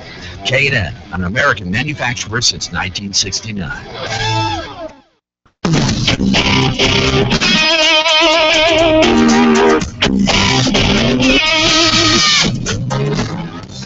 All right, we are back. Thanks for tuning in. Thanks for not going away. And by the way, thanks all of you that listen every week. I know we have lots and lots of faithful listeners, and I know we say it a lot, but you know, we are very thankful. We would not do this every week if it wasn't for all of you, listening, tuning in, doing business with us, etc. That's why we do what we do. This is not, I repeat, this is not just one big infomercial. Right, guys? No. I remember years ago doing this show, 15 plus years ago, I had somebody call in, and I was new hosting then, and somebody called and said, "Oh, you guys are just one big infomercial." Well, no, really, we're not. Yeah, we are here to drive business to our Colorado Select facilities and our other sponsors. No doubt about it. You know what, though? That's no different than any other radio show out there. They do the exact same thing. Right, guys? Yes. They do. That's the point. We also, though, the difference between us and a true infomercial is we are answering direct questions that you ask, trying to bring you some great topics, talk about things that are in the news, like the rolling coal we talked about during the first hour. Those are things we're trying to bring to you that's not really an infomercial. It has nothing to do even with bringing business in. It's just things that are out there that, we feel like you guys all need to talk about, or would like to hear about. So, no, it's not one big infomercial, but we do enjoy you guys listening. We enjoy when you patronize our sponsors and our Colorado Select facilities. If it wasn't for that, we would not do the show. So, yes, I always say this. If you like what you hear, please use our sponsors. Right, guys? Yes, definitely. It's that simple. And again, an educated customer is a better customer. Right. I mean, so if they have questions, we're trying to give them general information. That's right. So they can, when they going into their repair facility, they know the questions to ask, what to expect. And if they have a question, who to call. That's exactly right. It actually saves us money. It does. With less time having to explain things over That's and right. over. So it's a better deal all around. Let's go to Dick, who's up next. Welcome. What's going on today, Dick? I've got a Saturn View Redline. It's a 2005. It's got the Honda engine in. Okay. And I've been taking it to the Chevrolet dealerships on it, and I not had a whole lot of satisfaction out of them. It's got 177,000 miles and 175,000. It still runs good, but it's rough at idle, and it's got an service engine soon light on. That car is not that difficult to work on. Our closest to you in Commerce City is going to be probably going to be TuneTech. Go see Ken over at TuneTech. He's right off of Colfax and 225. How about Cypher Automotive? Are they any good on that? They're not in our group anymore, so I cannot speak for them. Oh, okay. But here's what I do know about Ken. He's an old GM guy. He drives GM stuff. Not saying he can't work on other cars, because he does and he enjoys it, but I will tell you this, when it comes to GM vehicles, he's got all the factory scan tools. He knows the vehicles very well. He'll have no problem working on that Saturn. It's right up his alley. And whereabouts is he located? He's right off, just to the east of 225 on Colfax. You go up about a block, and he's on the left-hand side. 225 on Colfax. He's got a little shop, a great, nice little shop, by the way. I don't want to make it sound little. It's not. He just redid all of the entryway, showroom area, etc. It's a very, very nice facility. Not a lot of parking, so Ken, is one of those guys that he's going to book an appointment, get you in, get you out, because he doesn't have a ton of excess parking. But he's a great operator and runs a great facility. Okay. And make sure you tell him that we sent you. Alrighty. All right, Dick. Thanks so much. We appreciate it. So yeah, Ken's a great guy, by the way. On the show on a very routine basis. Yeah. Good person. That's Steve just said it all. And he does work on Hondas too, so that engine's right yes. there too. So it's not just the Chevrolet. That's right. Yeah, no, you got two sides to that, because that's kind of I don't want to say it's a hodgepodge of a car, but a little bit is. They all, they do that. Ford, Mazda, Toyota, they all share. Motors, right. They're all kind of sharing some of the technology and some of the engine stuff. Yeah, I know. Yeah, and I wanted to make sure that I didn't put Ken into a hole. He doesn't work on just GM only. He'll work on everything, but he is a GM guy, knows the vehicles very well, has the tools that are needed. I'm putting a little commercial there for Ken, but Ken's a good guy. He's a straight shooter, great operator, good owner. He's an honest guy. Again, he's been on the show here tons. Every time he's on, we get great comments from his customers that call in and rave about him. He was actually not long ago, by the way, here on KLZ. Every day there's a show called Experience Pros. It runs from 10 to noon every day, and they have a deal on Fridays called Fan Bragging Fridays. You can just call in and talk about any business you want to brag on. Ken was on there a few weeks ago when his customers called in, was bragging up on him, etc. So just kind of tells you the type of business that he has. So yeah, Dick, go see Ken. He'll take care of you. Great guy, one of the great members of our Colorado Select group. And I don't say this enough either. We have some rotation on and off of our group. There's various things that happen as to why that happens. Sometimes it's our choice. Sometimes it's their choice. Always, always, always look at our website, coloradoselect.com, to make sure the one you're going to is still in our group, because sometimes that changes, and what that means is you won't get us backing up the warranty, doing all the other things that we do as a group.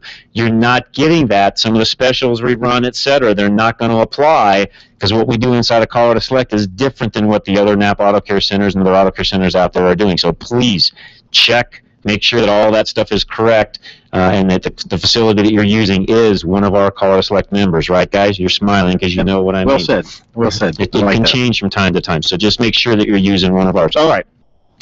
Line open. Call us. We want to hear from you. 303-477-5600. Anything you want to talk about. And by the way, we can keep talking about the rolling coal. If some of you out there want to talk about that, want to disagree with us, there's a lot of people that are doing that, and I understand that. It doesn't necessarily make it right or otherwise. Doesn't mean we're right either. I mean, our opinions are just that. It's an opinion. We gave you some of those opinions. A lot of our callers gave you those opinions, which, by the way, every caller that called in had great opinions. Actually, our last caller, Jeff, really summed it up. He made a great statement, and his point was, we as conservatives are trying to set some precedents and try to do some things. And I'm not a believer in global warming and all the other nonsense that's out there. I think it's a big money making scheme by a lot of other ex-politicians, Al Gore, etc. I don't think it exists, and that was Jeff's point. At the same time, I was raised, and I probably have never said this on air, but I will right now, I was raised to leave our earth in better shape than I found it. So whenever my dad would take us hunting, fishing, camping, etc., we would be walking along as boys, and we'd be hunting, we'd be out in the middle of nowhere, you're hunting, and all of a sudden you find a candy bar wrapper. You know what my dad taught us? Pick it up. Pick it up. You didn't leave that, you picked it up. If you found an aluminum can, you picked it up and you took it with you. That's what true hunter, fisher, outdoorsman, you know what? Those are true environmentalists. If you really want to get down to it. My dad was one of the first environmentalists teaching us boys how to do the exact same thing. He's not an environmentalist in the sense that all of us today would want to be labeled. In fact, I don't think most of those folks that are labeled that really even are. I don't think they even care about the environment. They care about a political agenda. That's a whole different subject. Jeff's point was, all this black smoke rolling out of these trucks, you know, spewing into the air, etc. We're trying our best to get this stuff cleaned up because we want to leave the earth in a better place. These guys are just killing our cause. They're making it worse for us. And you guys, you know, Stephen and Ray both have talked about that today and said exactly the same things. We're not helping the cause when those things happen. Anyways, back to my story. You know, that's what my dad taught us. You leave things. You know, if we hunted and we killed something, you took everything out with you. You didn't just kill for horns. You just didn't kill for looks. You took everything back. We butchered it. We ate it. You know, we did exactly what you're supposed to do with that. And that's being, again, a true environmentalist. Now, some would say, John, you shouldn't hunt. Well, no, that's not true. Hunting is a great way to keep control over herds and culling and doing things that actually make them healthier when it's all said and done than if you just let them run rampant. And back to the environmental side of the fence, we were taught to leave the earth in a better place than it is today. My kids and grandkids need to enjoy what we have, and you do that by being a good steward of the land. Now, that doesn't mean I go out and worship the trees. No. If a tree needs cut down, cut it down. Yep. And I'm also one that says, if it's a human life versus the environment, human life comes first, not the other way around. There's some that would say, no, it's you know, in this world we live in, an animal has actually got more rights than some humans do. We have that backwards. That's a story for my weekly show, daily show, Rush to Reason.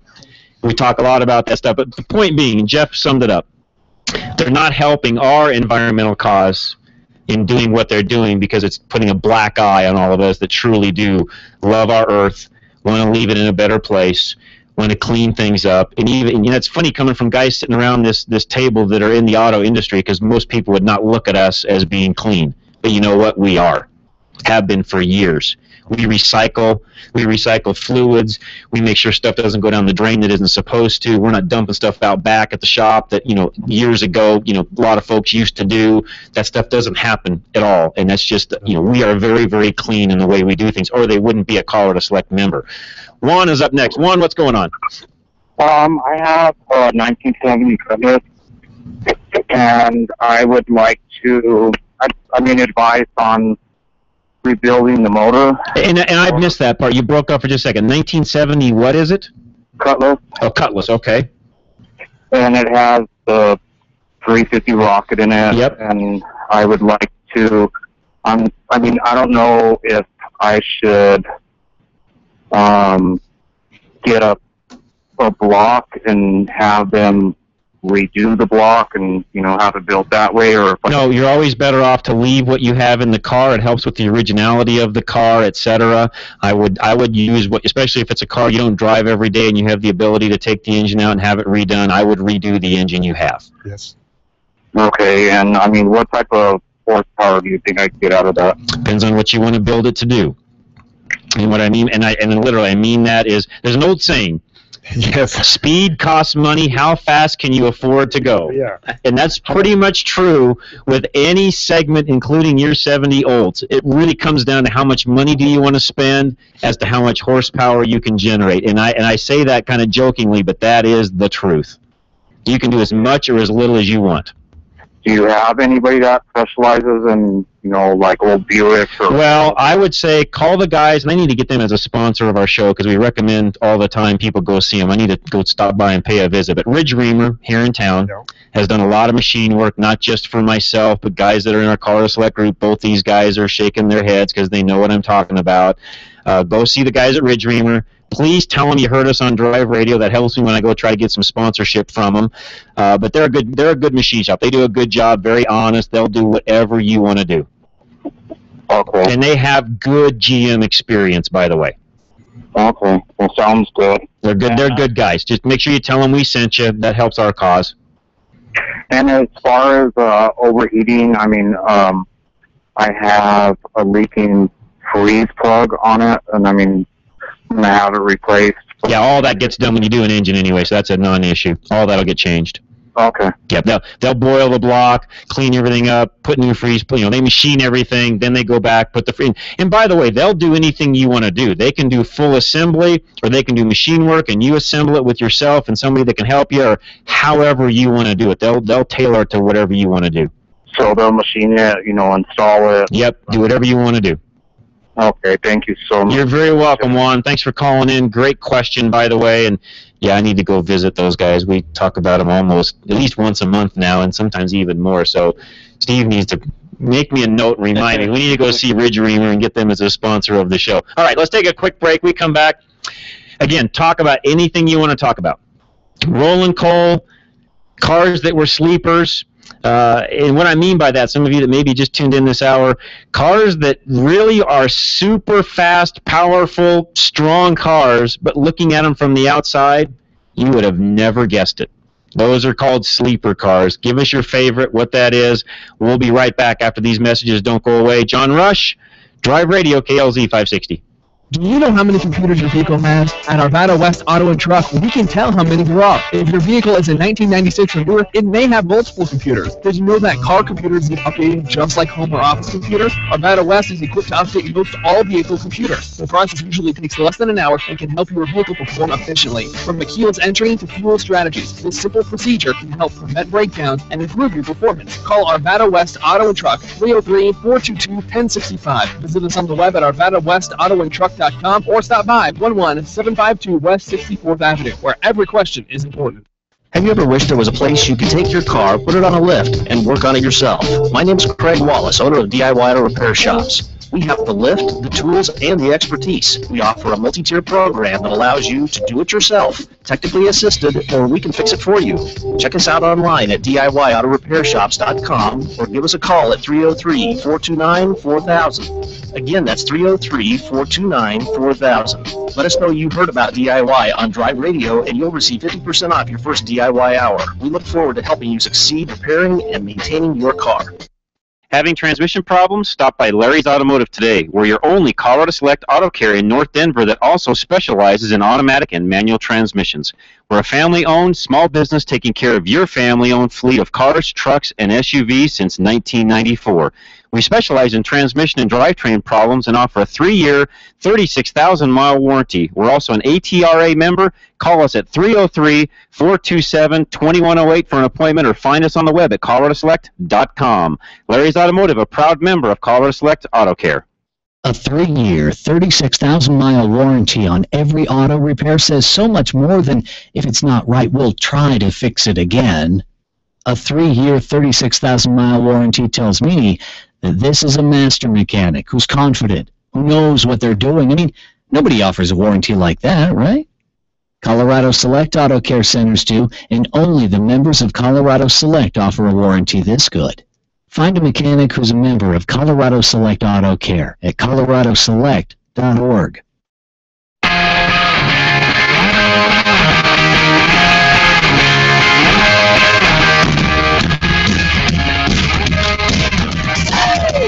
All right, welcome back. Thanks for tuning in, for listening again. I said that in the last hour, but I do mean it. I do appreciate all of you that listen in. All right, sleeper car. Somebody sent in. By the way, you can communicate several ways with us. One, through calling in, 303-477-5600. We'd love to talk to you, especially on air. It makes for a much more interesting show than just listening to us talk. So we love hearing you. Call in. Again, there's no dumb questions. It could be completely off topic. It doesn't matter. We just took a call from somebody from Juan on his 70 Cutlass. I don't care. There's no topical driven things here that we can't veer off of and take care of your questions. So anything you have a question on, call us. We'd love to hear from you. Doesn't matter what it is. Could be a driving question, car question, industry question, what to buy, how to sell, what's your car worth, what do you do to make the car worth more money. Does not matter. We'll listen to you. 303-477-5600. Dan wrote in, and by the way, you can email us, john@drive-radio.com. It pops right up, gives me a notification, emails here. I'll talk about it right on air. So if you want to communicate with us, you're running around, you don't have time to talk, you're too scared to talk. I don't know why that would be, but I know that happens a lot. If you're too afraid to call in, write in, email us. John@drive-radio.com. So Dan's sleeper car was 1963 Studebaker Super Lark with the supercharged R2 289 V8 and the Super Performance package. That's a mouthful. That's a mouthful. Yeah. And a 63 Studebaker was a sleeper. Now, that car ran pretty well, but you didn't know by looking at that car that it was very fast. So, again, what is a sleeper car? A car that you just, they call them sleeper cars, so they just kind of rolled around, unbeknownst to anybody around, and you kind of pull up next to them in a stoplight, and before you know it, that guy just blew your doors off. You had no idea the car ran that fast. So, what is your favorite sleeper car? Call us, let us know, and you can also comment in on the topic we had during the first hour, which was the rolling coal subject. I did not get into what it took to actually get a truck to roll coal. I don't know if I need to. Don't know if I want to. There's extensive things you do with exhaust, etc. I'm just not going to get into all that, because I just don't want to encourage it. I just don't think that's proper behavior to communicate what we want to do as an industry. So that's my take on it. Am I going to belittle the guys that do? I just think there's better ways to do it. So those of you that are out there that may be listening, think twice about pulling up next to a guy at a stoplight and pouring black smoke all over the guy next to you. I just think there's better ways to do that. I just don't think that's the smartest way out there to make that happen. So all right, I'm going to ask Steve and Ray. Sleeper cars. Come on. What were your favorites? Did you have any? It could be any. And by the way, there's some imports that even fit in this. We've all had the American Muscle from the old days that we've talked about, but there's even cars in later model years that were sleepers. Ray, did they have cars back when you were a kid? Yeah, there was some. I mean, they had 4 wheels. I mean, you can smack him, Ray. Yeah, well, I am the oldest. I can't argue with that statement. They did have cars. The fortunate thing is they even have to work on some of those old cars because I'm the oldest guy around. Yes. But for me, I guess the sleeper car that was kind of a modified sleeper car was the old Vega, where they put a V8 in the Vega. Yes, in the Vega. Those are sleepers, especially if the guy put quiet exhaust on one. You'd never know they ran that well. A station wagon version of that, because they did make a station. Tell you, the other sleeper car, which was kind of in that era, and they did make some of these from the factory, were the V8 Mavericks. Yes. Because those Mavericks with a V8 were really fast. Right. You didn't know it when you pulled it. Most of them had little 4-cylinders in them, so you didn't, or V6. You didn't even know they had V8s in them. But you'd roll up next to one of those things, and they ran pretty well. Or the Cougar with the 427 or 428. Yeah, they were sleepers. Yeah, that's the one. The Cougars in general were kind of a sleeper car because they were kind of old. Most people driving Cougars were old ladies. They just, you didn't see a lot of younger kids driving Cougars. They just, it just didn't fit that. Young guys were driving Mustangs and those types of things. The Cougars were more of a luxury type car, and just maybe that's where they got the name, the Cougar, old lady car. Matt's laughing on the other side of the glass. Cha-ching! I need my little. Hang on, I got my sound. Okay, I got this thing the other day. We got time to play with it. All right, I got to find the cha-ching one on here. Hang on a minute. I got to find that one. We were playing around with this the other day. All right, hang on. I got to find it. Here's the laugh. All right. I got to find the cha-ching one. I think this was this it? No, that's not it. That's not it. Hang on. That's broken glass. Yeah. All right, anyways, one of our listeners, by the way, sent me this. Oh, okay. Because I was complaining one day that we didn't have any sound effects. We needed more sound effects. So actually, and I'll give her a plug. Quick. I'm going blank. Hang on a second. The guys that do all my windshields, all my glass companies, Quickset Auto Glass is who sent me this. So there's one of the ladies there that actually does all of our windshields, etc. She listens to the show. We're trying to get them as a sponsor, by the way. So if we get them in, I would love to. But yeah, this is kind of funny. It's got all kinds of cool sounds. Here's the money one. That's the money sound. Anyways, we got a lot of them. We'll play some of those as we. Steve. Yeah, what's yours? Mine was a 1969 VW Bug that my brother and I built at a time we didn't have the shop. And it was before, when I was still in high school. And you couldn't tell. We put dual carbs. It was an 1800. We put larger pistons, and so we were Volkswagen. Yeah. And we had a different exhaust. That was the only way you could tell. But it went really fast. Those are really those Pearl, but I mean, it was no, those were that was a good sleeper nice car. dual Soldex carburetor. It was cool when you got the hood open. Most definitely. But, yeah. So tell us, what is your sleeper car? We'd love to hear what it is. 303-477-5600. Wayne's got one for us next. Wayne, what's going on today? Hey, how's it going, guys? Doing great. You know, when I was a kid growing up, my dad had a 57 Rambler Rebel. Oh, yeah. And that was a very, very unusual car. In fact, I've tried to do a little bit of internet searches about those, and there's just very few of them out there. But it was actually my next-door neighbor.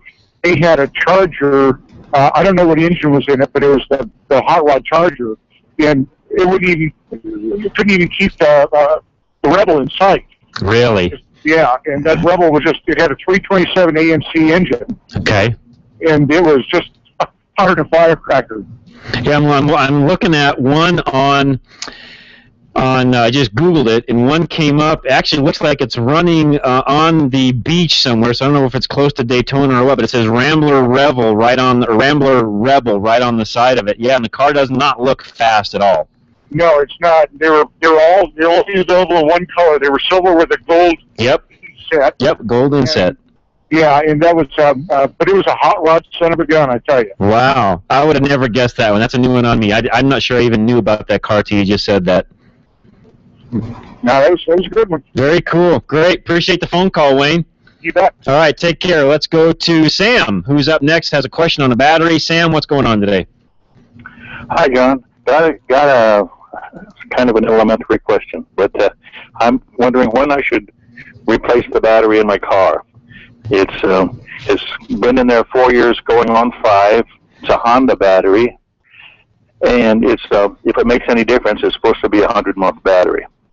It's supposed to be a 100-month battery. Wow. 100 months. So, yeah. Well, then again, most of the kind of the 100-month or the warranties that they put on are kind of misleading because they really don't warranty them for about only 50 months. Yeah. For your normal battery life in Colorado runs into that 4 to 6 years. And they do have testers now that, kind of gives like an ultrasound or whatever, so you can kind of tell how good it is. Can kind of tell the state of health or how old or And on that battery, since it's an 8-year battery and you're at half life basically, I think I would do it racing and have somebody do a good check of the battery itself in the vehicle. Have them do it's actually a scan. You can actually scan the battery and see what the battery actually shows. And, if the battery comes up being good, I think I'd leave it and run with it.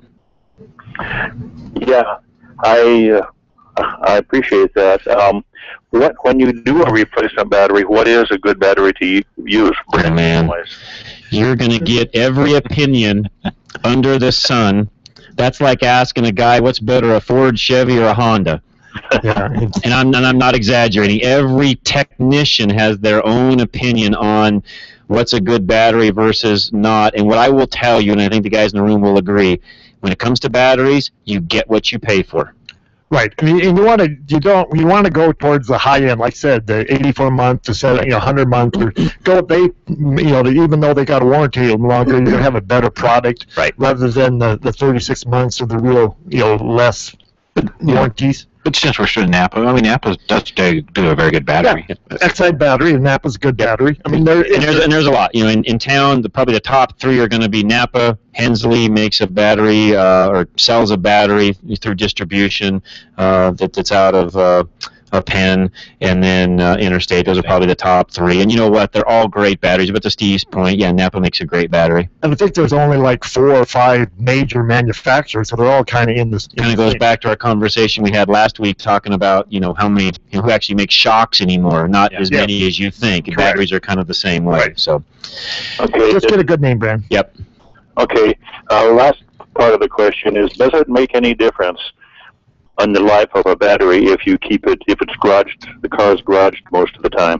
I think it does, yes. I think they have better longevity because they don't go through the hot and cold cycles that a battery that sits outside does. Right. And it's easier to start the car when it's inside. Right. It's easier to start the car. Again, and the key to that one is that it's, a daily driver you're driving it. It's not sitting in the garage for long periods of time. If it's doing that, put a battery maintainer on it. Correct. Well, I'm retired, but I do drive the car daily, which is not very far. No, you're fine. Nope, that's you're in good shape. Yeah, you'll be in good shape. Okay, gentlemen. Well, thank you very much. You're very welcome. Thanks a lot, Sam. Appreciate the phone call. Great question, by the way. Like I said, there's never a dumb question on this show. That was a question I'm sure lots of other folks out there would love to ask. Some are just too bashful and don't know how. Call us. We've got a line open, 303-477-5600.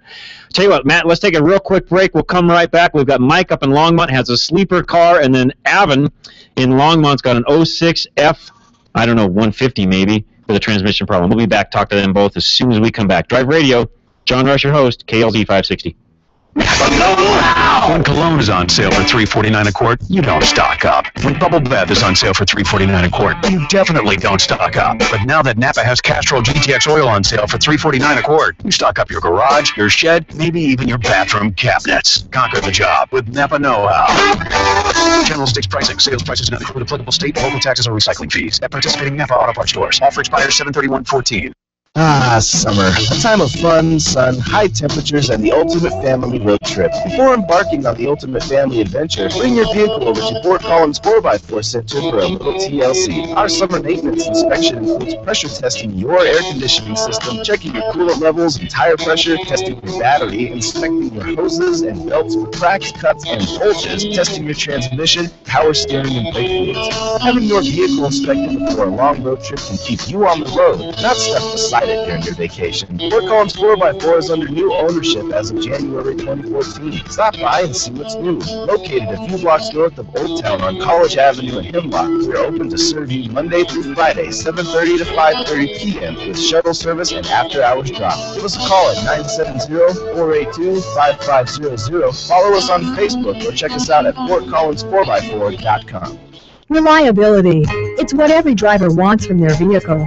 Regardless of make or model, you want your vehicle to take you where you need to go. Reliability is exactly what the Colorado Select Auto Care Centers offer. They set the standard for excellence in automotive repair and maintenance. Each member offers Napa Auto Care Peace of Mind Warranty, along with the highest level of customer service and integrity. To find a Colorado Select Auto Care Center near you, log on to drive-radio.com or call 303-546-NAPA.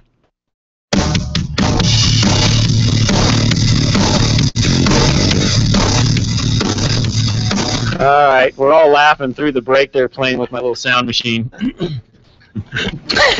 I'll be careful how I use this in the future, trust me. But Matt's laughing at me because he knows what I'm talking about. All right, give us a call. One line open, 303-477-5600. Love to chat with you. Let's see, who has been the longest? I think Mike is. Mike, what's your sleeper car? Well, actually, I didn't own either one, but I've been a gearhead kid with Superstock magazine. Like I was 11 years old. They're legendary. Take like a, it's kind of an aftermarket one, but take a 71, 72 Yenko Vega. Yeah. They were supposed to be pretty potent, that tiny little Vega body. Yep. And then in the later 90s, like 99 or so, the SBO Tauruses. Yeah, they were really a good runner, too. And they were very blasé, yep. Just stock to the bone, yep. Appearance-wise. But, the Yenko, other than that stripe, that little Vega just looked like your grandma's Vega. And I can't recall if they had 327 or what they had, but, of course, Yenko really... Yeah, hopped them up. Yep.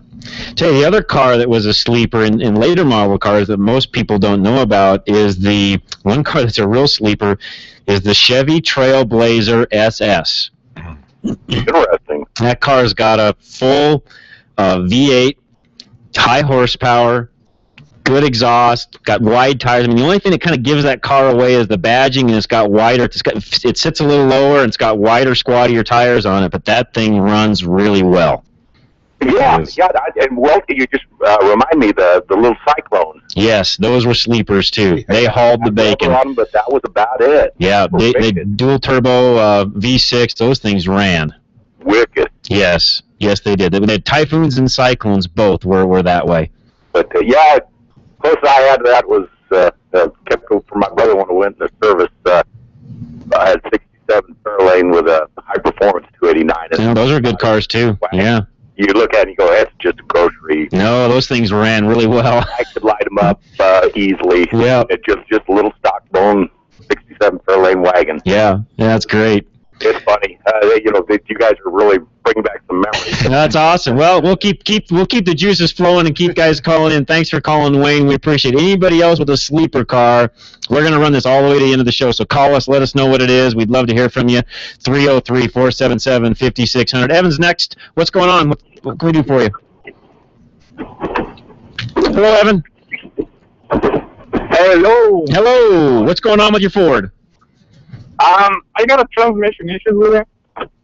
Okay. It's an F-150. I got about 107,000 miles on it. Okay. And when I'm cruising on the highway now, even doing on the city, I'm staying at certain speed, like not going up or down, just staying steady right there. It starts like jerking back and forth when I'm in overdrive. Okay. Just to take it off of overdrive, and it was doing okay. But now it started doing it there too. But the thing is, it only does it when I'm still staying on only one certain speed. If I'm still ready continuously, then it doesn't do that. Okay. Yeah. Guys? So it doesn't do when it's in overdrive or out of overdrive, right? It's doing it both now, right? Now? I was thinking engine miss right away, but the overdrive gear does kind of pop it down. Yeah, it was doing it out of overdrive. Now it's doing both. Yeah, are you sure it's in the engine, or sorry, are you sure it's in the transmission, or do you think you've got an engine miss like Steve just said? I'm not very sure. That's why I'm doing. I kind of thinking it's the engine, because like I said, it started doing it on overdrive. Then I checked that off, shut it off, and it started doing it now with the overdrive off. Okay. Does it do it when you're pulling away from a stoplight? So in other words, you just pull away from a stop, get the engine going through the, get the engine revved up, it's going through the gears. Is it doing it then, or only when you get into that higher gear? It's only when I'm into, like, let's say higher gear, when I'm just cruising at certain speed. Like if I'm doing 45 and I'm staying on that range, that's when it's doing it. Okay. I bet you've got an engine miss, not a transmission problem. Best bet for you, Evan, is Marv Demers up at Demers Automotive up in Longmont. He's up on North Main on the north end of Longmont. He's one of our members. Stop in, talk to him, have him drive the vehicle, and see what he thinks. Okay, well, thank you very much. You're very welcome, Evan. Appreciate you calling in. Line open, 303-477-5600. Matt, our engineer, his sleeper car was an International Scout. Corn minder? That one I'm not sure about, Matt. The one I thought of just now is the Audi Quattro. You remember the Audi Quattros? Those mid-80s? Oh, yes. The little mid-80s. They were a little station wagon-y kind of hatch. The first Quattros. The first Quattros had a little turbo. And those things, they did something to them that they didn't do to the other ones for some reason. Yeah. Those things moved. All right, so anybody else? Sleeper cars? Follow up on our conversation this morning, first hour on the rolling coal. We'll take either, doesn't matter. And then we're going to talk about brakes, too. We'll get into that here. I apologize. We've been messing around here this hour. But, it's one of those days where, it's the week after 4th of July. There's been a lot of folks I know in and out vacationing, et cetera. We're in that time of the year where we've got more time during the show to kind of do some of that, so we make it a lot of fun. Lines are open, though. We'd love to hear from you. 303-477-5600.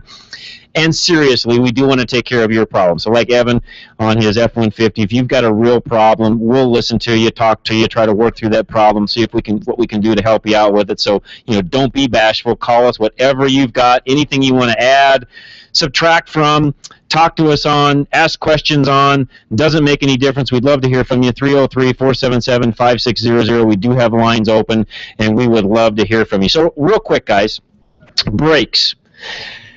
What is, and this has been a topic of even, I'm not sure everybody even on this show that comes in and is a guest, etc., even has exactly the same opinion. When you're going down a really long grade, coming down the hill, coming down the mountains, doesn't matter whether you're pulling a load, not pulling a load, Are we better off to leave the car in overdrive, in high gear, using the brakes to come down the hill, or are you guys fans of using a lower gear to reduce the braking on the vehicle?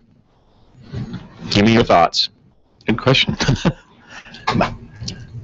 The cars I've been driving are newer, and actually they have that built in. They already know what's going on. That's very true. They do, and a lot of the newer cars already have an engine braking kind of a feature built into it. So that's kind of nice. So which tells me, I'm one that always said if you've got a car that doesn't do that, use a lower gear. Some would say no, you're going to heat up the transmission, and brakes are cheaper than a transmission.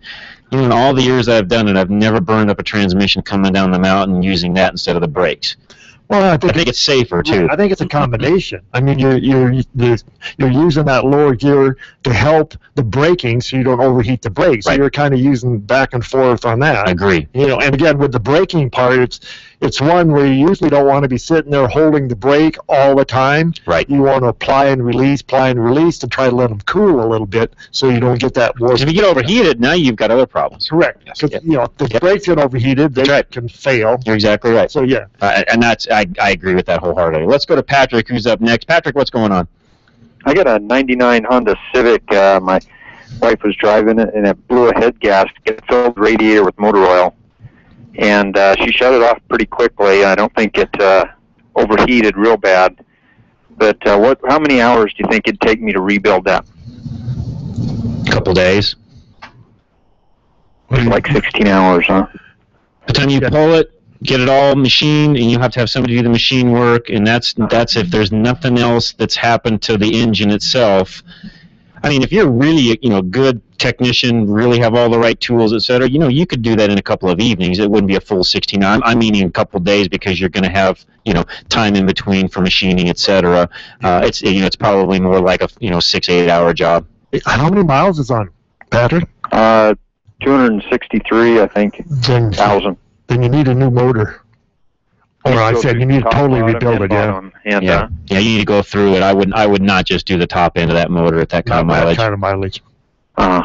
Put new timing belts and everything. Or go find a used one out of a wrecking yard, and then freshen it up with a timing belt, etc., and put that in. That might even be a better bet than trying to go through yours. Yeah, because they should be allowing those engines out. I kind of hate to inherit someone else's problems. Well, if you find the right one, and most of the guys at the salvage yards will go through the engine, they'll run it, they'll test it, they'll look at oil pressure, etc. And then if you took that and then put a timing belt and such in it and put it in, you pretty low risk of having a problem at that point. I see. Because you're going to use all your controls, engine management, etc. You're just using basically the long block to replace what you have. Right. And again, with 260,000, the block, or you don't know what condition your block or engine is now, you might not be able to rebuild that. You may be you may be at that point, anyways. Right. Because the wear on the engine you have in there now with that kind of mileage, I can get parts and everything for around $1,000. Get the heads all redone and. Yeah, but that's providing, to Ray's point, providing block is in good shape, head's not cracked, etc. But you should be able to find a used engine for probably $600, and probably get one with 125,000 miles on it. Oh, really? That'd be the way to go. Yeah, you'd save money. Yeah, put a timing kit in it for a couple $100, and go. And then you got a motor with 150,000 miles. Take a Saturday and Sunday, swap it out, and off you go. And the Honda motor is pretty much bulletproof, so I wouldn't be afraid of putting a used engine. No, I wouldn't either. Just make sure you go ahead and adjust those valves too before you put it in. Good point. That's a good idea. And the water pump too. Yep. Okay, that sounds like good advice. All right, Patrick. Appreciate your phone call. All right, we're going to get out of here real quick, go to the news. Don't go away, though. Dave and Lone Tree, you've got a sleeper car. I want to hear it. Larry, you have one also. I want to hear both of those. That's been a great topic. Thank you for the suggestions from our listeners that made that suggestion. I'm anxious to hear what those are. I'm sure our listeners are too. So don't go away. One line open is all, 303-477-5600. Give us a call. We'll get you right on air right as soon as we come back, right after the news. John Rush, your host, Drive Radio, KLZ 560.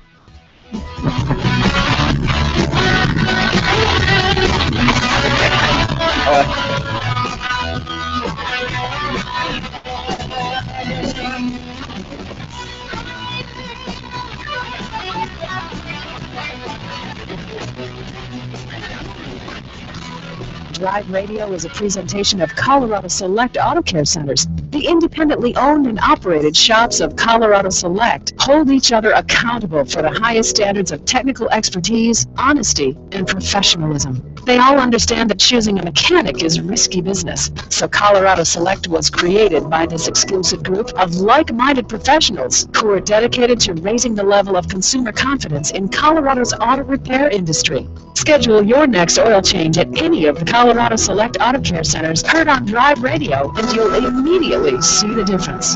For the complete list of all the member shops in the state, visit drive-radio.com. What happened to this state? Ken Clark. We need to change it back, and we need to change it back now. If you have not been motivated to get going and get working on defeating Udall, defeating Hickenlooper, defeating Jared Polis, Perlmutter, we really got to go after these guys. We've got to turn this state around. We've got to turn this country around. You know who's responsible for making that happen? You are. So am I. Freedom 560 with Ken Clark. Weekday afternoons at noon on KLZ 560. We've got a wizard here. He can solve your problems. You can keep your doctor. You can keep your plan. I'm the filmmaker of Dreams from My Real Father. Did Obama pay for your mortgage?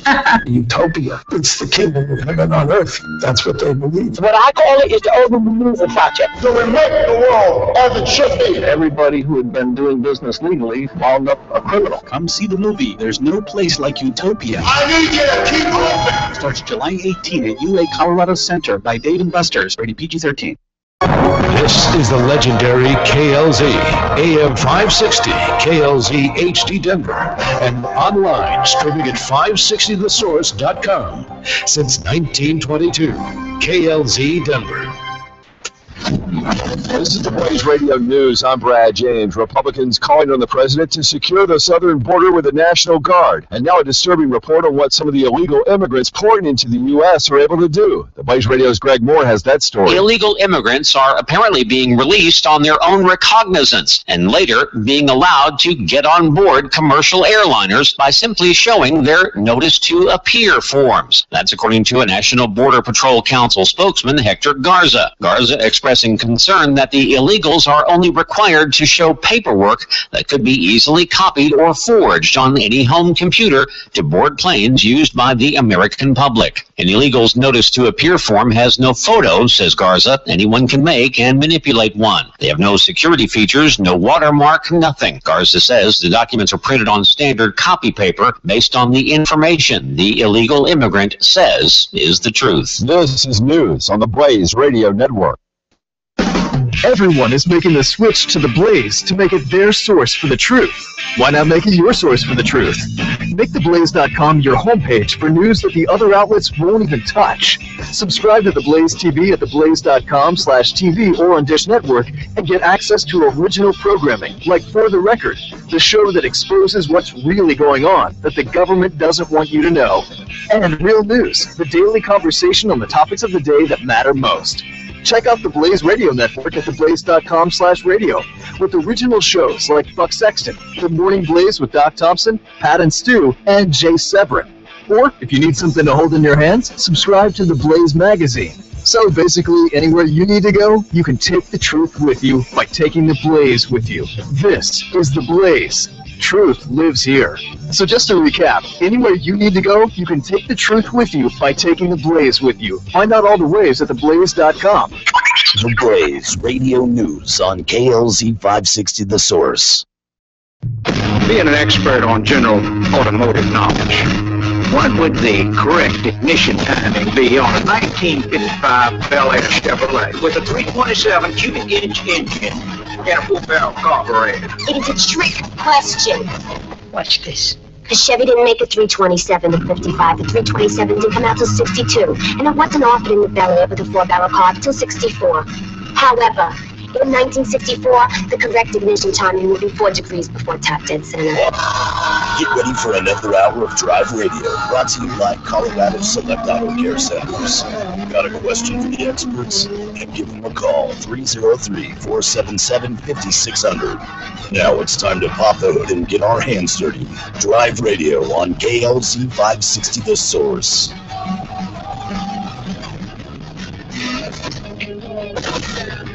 All right, thanks for listening.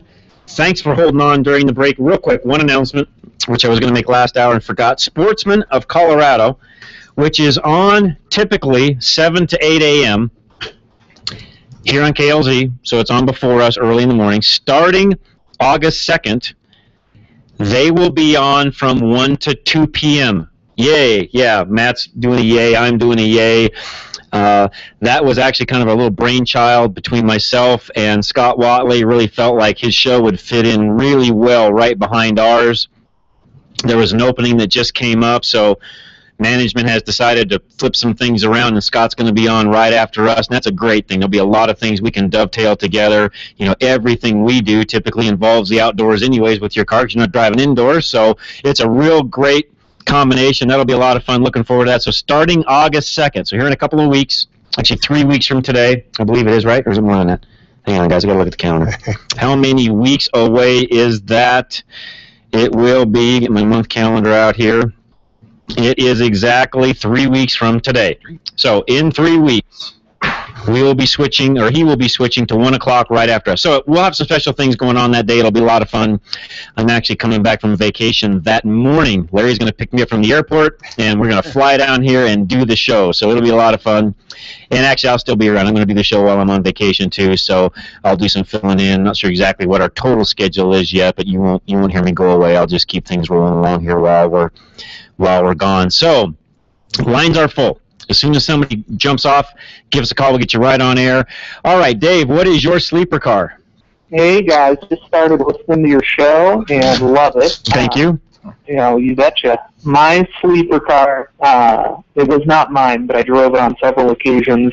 I think it was a 92 Mazda 323 GTX, little turbo hot hatch, but it looked like all the other ones. Really? I'd see that car. I would have. That's an unknown to me. I knew nothing about that car. So I've learned about several cars today I never knew even existed. So this has been a great. By the way, this was a show that was generated by one of our listeners who listens for, you know, really, really faithful listeners, and said, you know, here, John, this would be a great topic for you to talk about. And he was dead on right. This was great. We'll have to do this one again sometime. It was a lot of fun.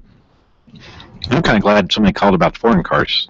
Yeah, you know, this is the first foreign one. That's the first foreign one we've had. So, you know, hats off to you, Dave. Good job. I actually have one other one. If I'm sure. No, go ahead. You're fine. Sure. It's the.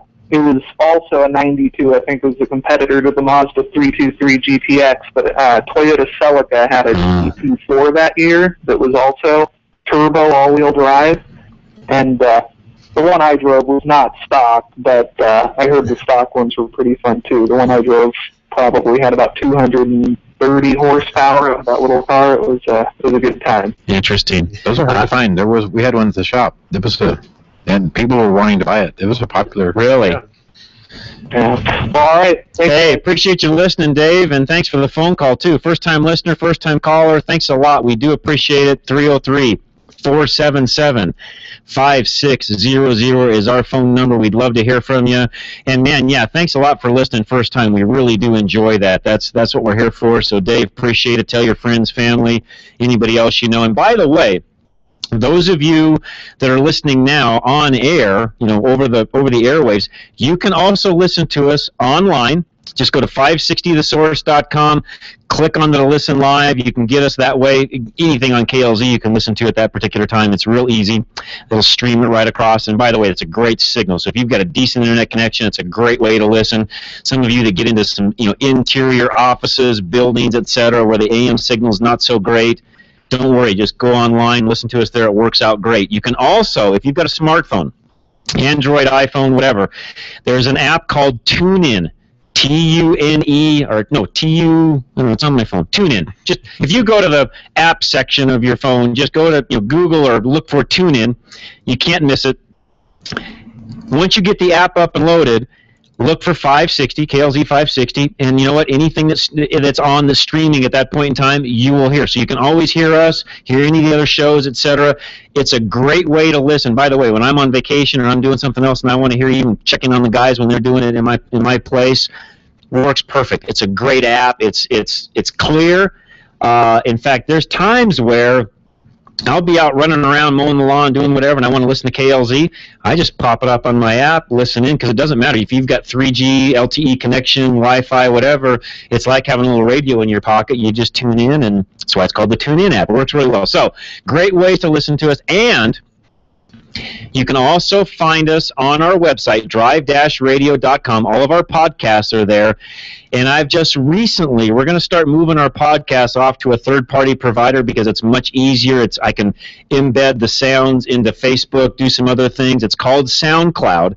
So if you're familiar with SoundCloud, you can also find us there. So we've got, I don't know, one of 5 or 6 ways to actually listen to us, catch up on our shows, etc. Really easy. So you can find us at drive-radio.com also. That way, all of our follow-up shows, or all of our shows are on, and you can follow up with us that way. All right, one line open. 303-477-5600 is our number. Larry, what's going on? What's your sleeper car? I had a friend who had back in the 60s, had a Pontiac Tempest 326 4-speed dual exhausts. And he admitted he had no idea why this car was so fast, but he could just scare the pee-wadding out of GTOs at the stoplight Grand Prix. I mean, it was just unbelievable the way this thing ran. Yeah, those cars ran. That was a thing. That's a great sleeper, by the way, because that was a good car. Oh yeah, I mean, it was a cute little car, but that's all. It just was cute until you punched it. Yep. You know, you didn't realize they had as much power. What year was it? I don't remember. It's been years since we talked about it, but sometime in the early to mid '60s, I guess. All right, perfect. You're great. Again, I've learned a lot about even some cars. One of the other callers said, "Yeah, it's like going down memory lane." Yeah, it is, because some of these cars I forgot about. So I mean, you just get to go on and you get to our daily lives, etc. You forget about some of this stuff from the past until you actually see one driving around. You just don't see this stuff anymore. So, unless you go to a car show or something, you just forget about it. So good stuff. Appreciate it, Larry. Yeah, sure enough. If you got time, I have a question. Yeah, no, go right ahead. That's what we're here for. Tell me the difference between a long block and a short block. Oh, great question, by the way. All right, this is an easy one. Long block will always have heads. A short block does not. Oh, well, that takes care of that. And one addition to that, so there's long blocks, short blocks, and there's also complete assemblies. So there's a misconception that a long block is an assembly, and they're not. What I mean by that is long blocks typically have no tin on the engine, no valve covers, no oil pan, no timing cover, etc. A complete assembly will have all of the metal components, all the sheet metal we call it, on the engine on top of the long block. Okay, very good. Okay, so there's kind of 3 assemblies. In the old days, there was long block, short block, that was it. Nowadays, we actually have a complete assembly that has all 10. All right. Okay. Cool. Very good. Great question, by the way. Appreciate you calling in. All right, let's go to Frank, who's up next. One line open, 303-477-5600. Frank, what's going on? Yeah, I was wondering, I heard the commercial about the Arvada Auto had where they can tune up your computers. Yes. How many computers?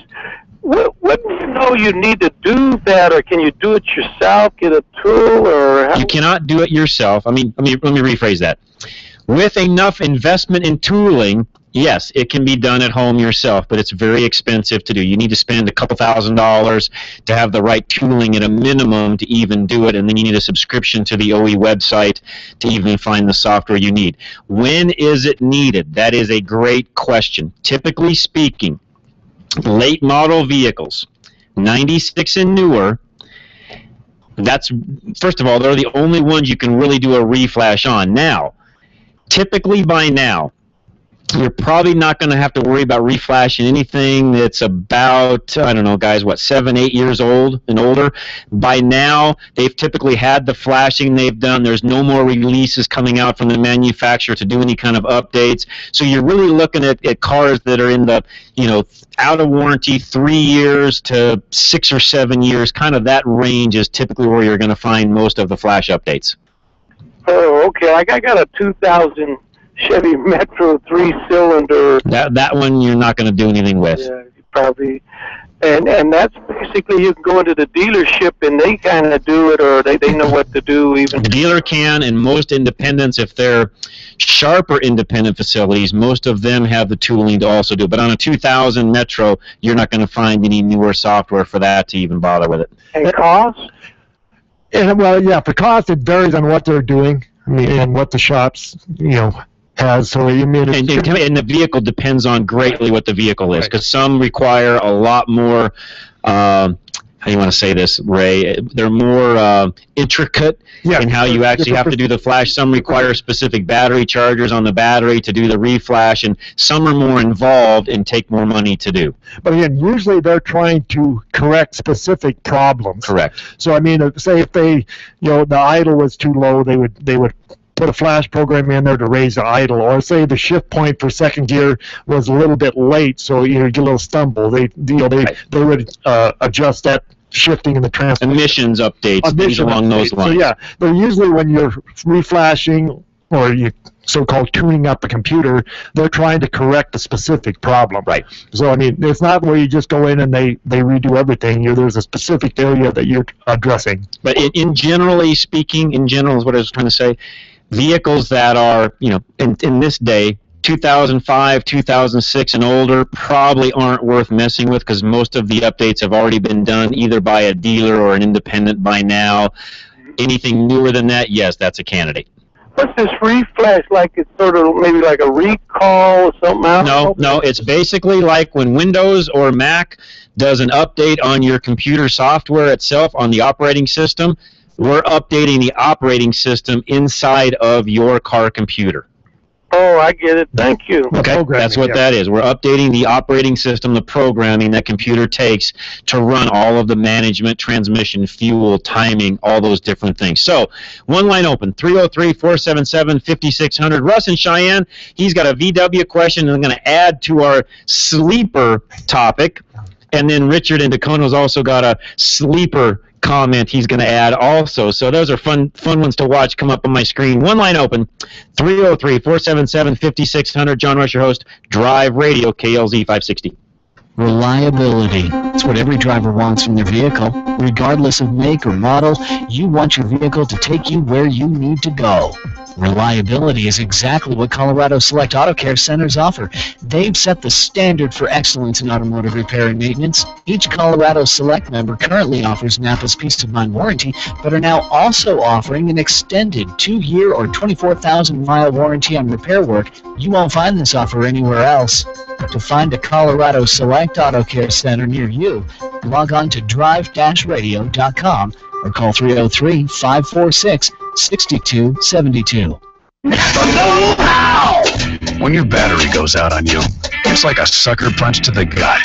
But now at Napa, when you buy a new battery, alternator, or starter, you get a Visa rebate card by mail for up to $25. And a Visa rebate card for up to $25 with a new battery? Well, that's like a sucker punch to the gut, but from a really pretty girl.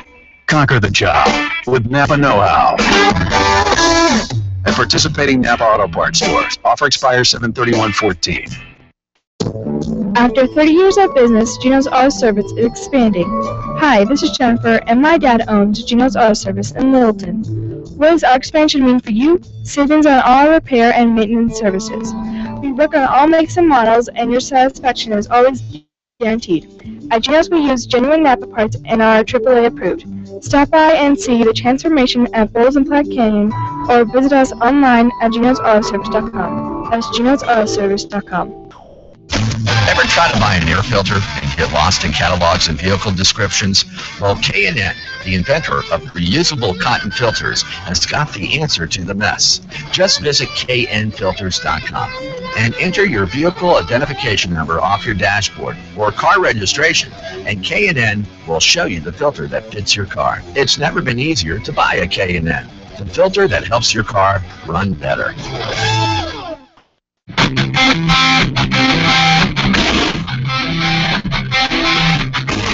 All right, thanks for listening. John Rush, Ray Seidel, Steve Horvath from Geno's. Thank you guys so much for coming down and helping out. It's been a great day. Lines are full. As soon as somebody drops off, call us. We'll get you right on air, 303-477-5600. Russ is up next from Cheyenne. What's going on, man?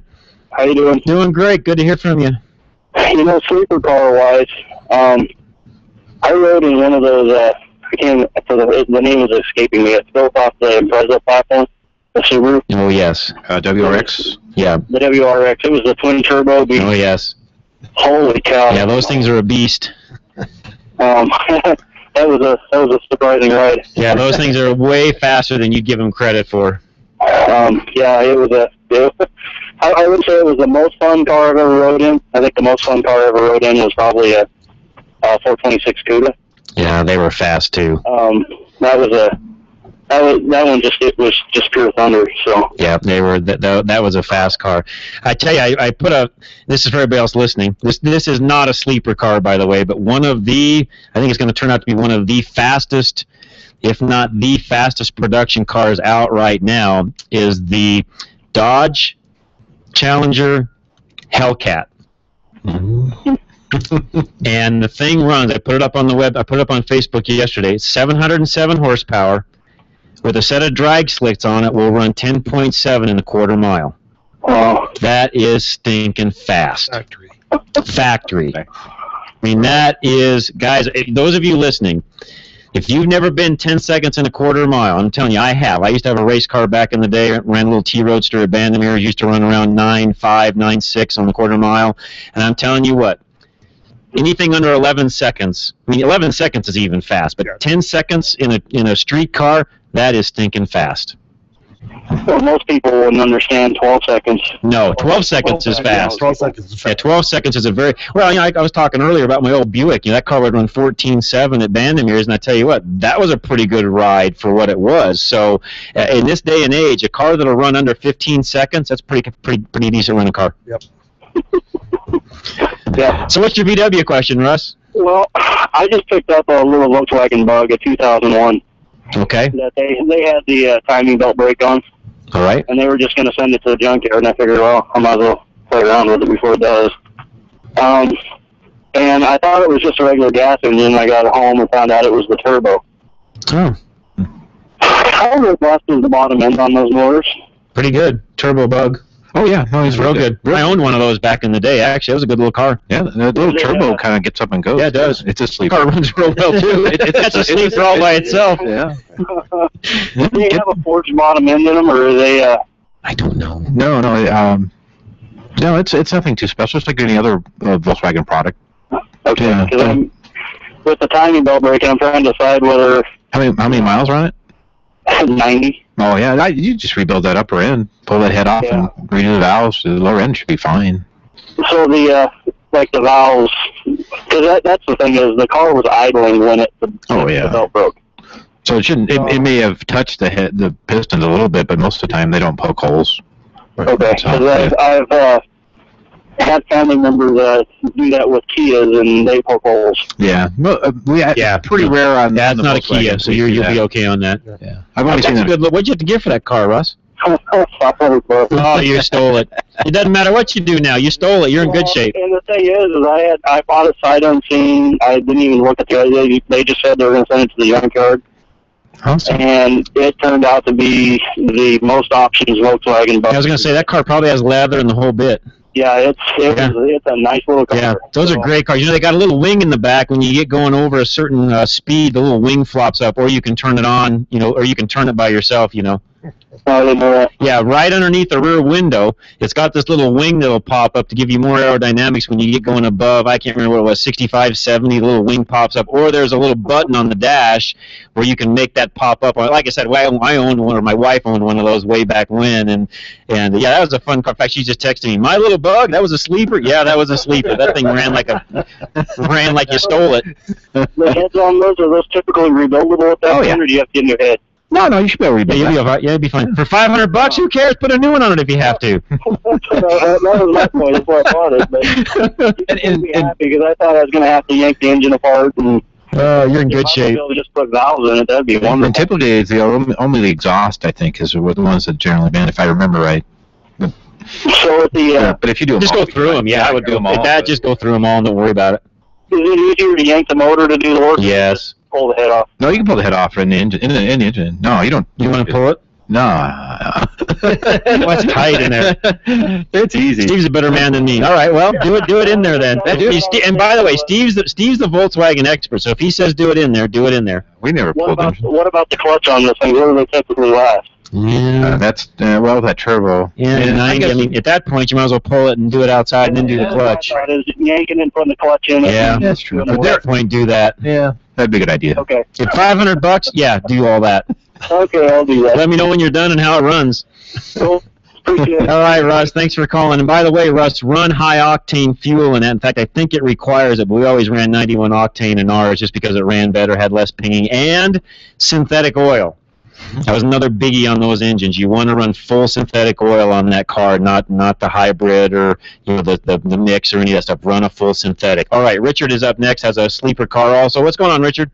Not a heck of a lot, John. I haven't talked to you in years. I met you in Erie one time. Yes, you did. I can tell by your voice. Yeah, and I had a 55 Packard when I was a kid. I bought it when I got out of the service, and it was the hottest car I've ever driven in my life. Wow.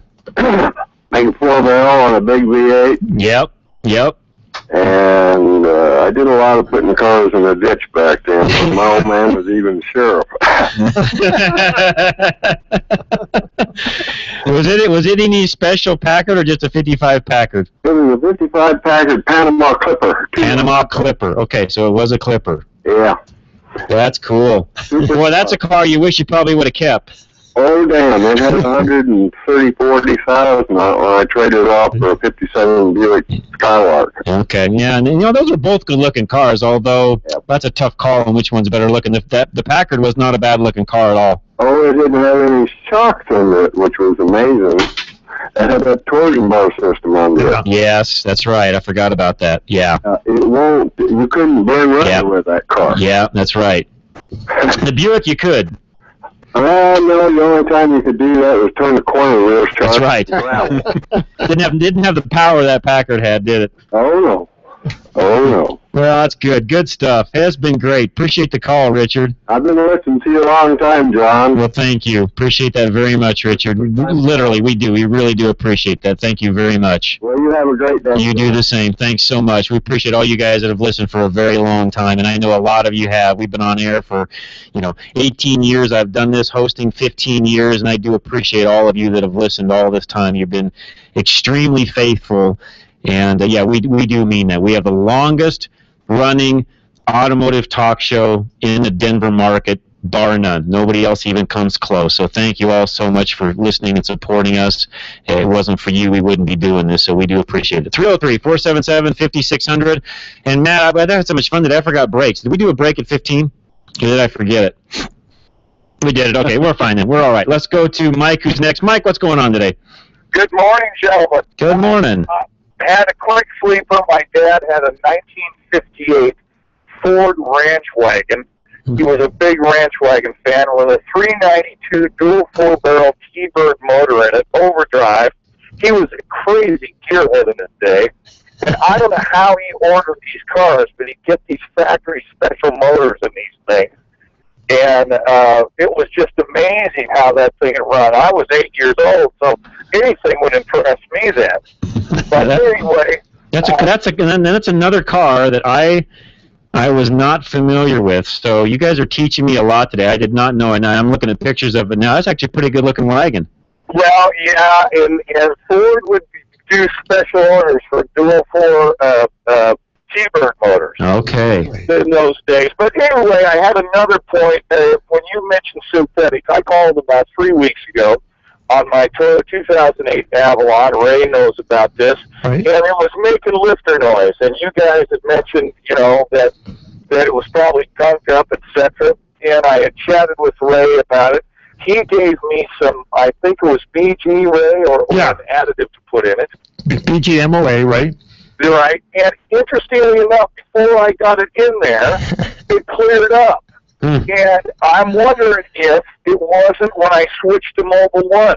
It could be. That Mobile One had enough detergent and cleaned up that old gunk, and it was like night and day before I put your additive in. I went, holy mackerel. And so just to kudos to synthetics and good synthetics like Mobil One.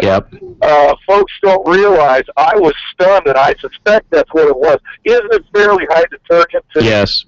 Well, it's no more high detergent than anything else, but it's a more highly refined, better quality oil, and it does have different add packs in it than what you're going to find in a standard oil, standard non-synthetic oil. Well, it was refreshing, and it actually took my wife and made her an advocate. I said, "See what that cheap oil does?" Yep. Well, and those Toyotas, they should be running. It should be running full synthetic anyway. So yeah, keep running that in it, and you won't have any issues. Yeah. Well, it was one of those. Thanks a lot, and we put the additive in, but I was stunned at what happened before that. You could have knocked me over with a feather. Awesome. Well, I appreciate that. Thank you, fellas. You're very welcome. Thanks so much for the phone call. And that gives us one line open, 303-477-5600. We come back. We're going to take a quick break. We come back. We'll see Clay in Arvada. He's got an 07 Silverado with a pan gasket. We'll talk to him. Of course, that's a pan gasket, but this one must have an issue with the pan gasket. And John in Loveland, heat wraps around the turbo. That's a great question. We'll talk to both those guys when we come back. One line open, 303-477-5600. Again, I'm your host, John Rush, Ray Seidel, and Steve Horvath from Geno's Drive Radio, KLZ 560.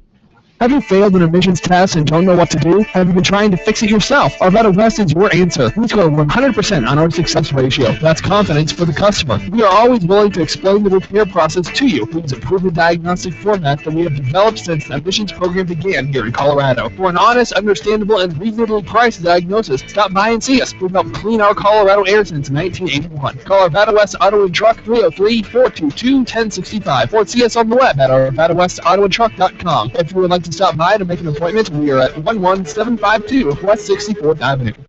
Need a one-stop auto repair solution in Boulder? At John's 4x4 Center, they service and maintain more than just 4x4s. From big trucks to diesel pickups, their team of service specialists and technicians have the computer diagnostics, tools, and expertise to service and repair any make or model. They combine their skills with integrity. One that you were talking about, a VW, the GTI VR6. That's actually located on Arapahoe Road, just east of 63rd, behind Carpet 1. They're open Monday through Friday, 7:30 until 5:30, with convenient shuttle service and after-hours drop. If you're ready to form a solid relationship with an auto repair shop, the new owners at John's 4x4 Center are committed to providing the personal and professional service you're looking for. Give them a call at 303-449-2640. Check them out on the web or follow them on Facebook at johns4x4.com. Have you ever wished there was a place you could take your car, put it on a lift, and work on it yourself? My name is Craig Wallace, owner of DIY Auto Repair Shops. We have the lift, the tools, and the expertise. We offer a multi-tier program that allows you to do it yourself, technically assisted, or we can fix it for you. Check us out online at DIYAutoRepairShops.com or give us a call at 303-429-4000. Again, that's 303-429-4000. Let us know you heard about DIY on Drive Radio and you'll receive 50% off your first DIY hour. We look forward to helping you succeed repairing and maintaining your car. Reliability. It's what every driver wants from their vehicle. Regardless of make or model, you want your vehicle to take you where you need to go. Reliability is exactly what the Colorado Select Auto Care Centers offer. They set the standard for excellence in automotive repair and maintenance.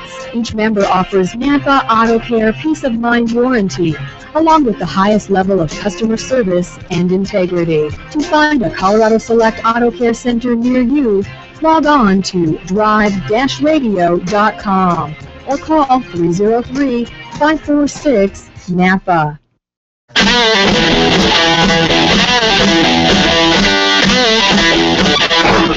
All right, 1/2 hour, actually less than a half an hour left of Drive Radio. I've been your host, John Rush, and I appreciate you guys listening each and every week. Somebody called in and asked, what was the machine shop that we mentioned?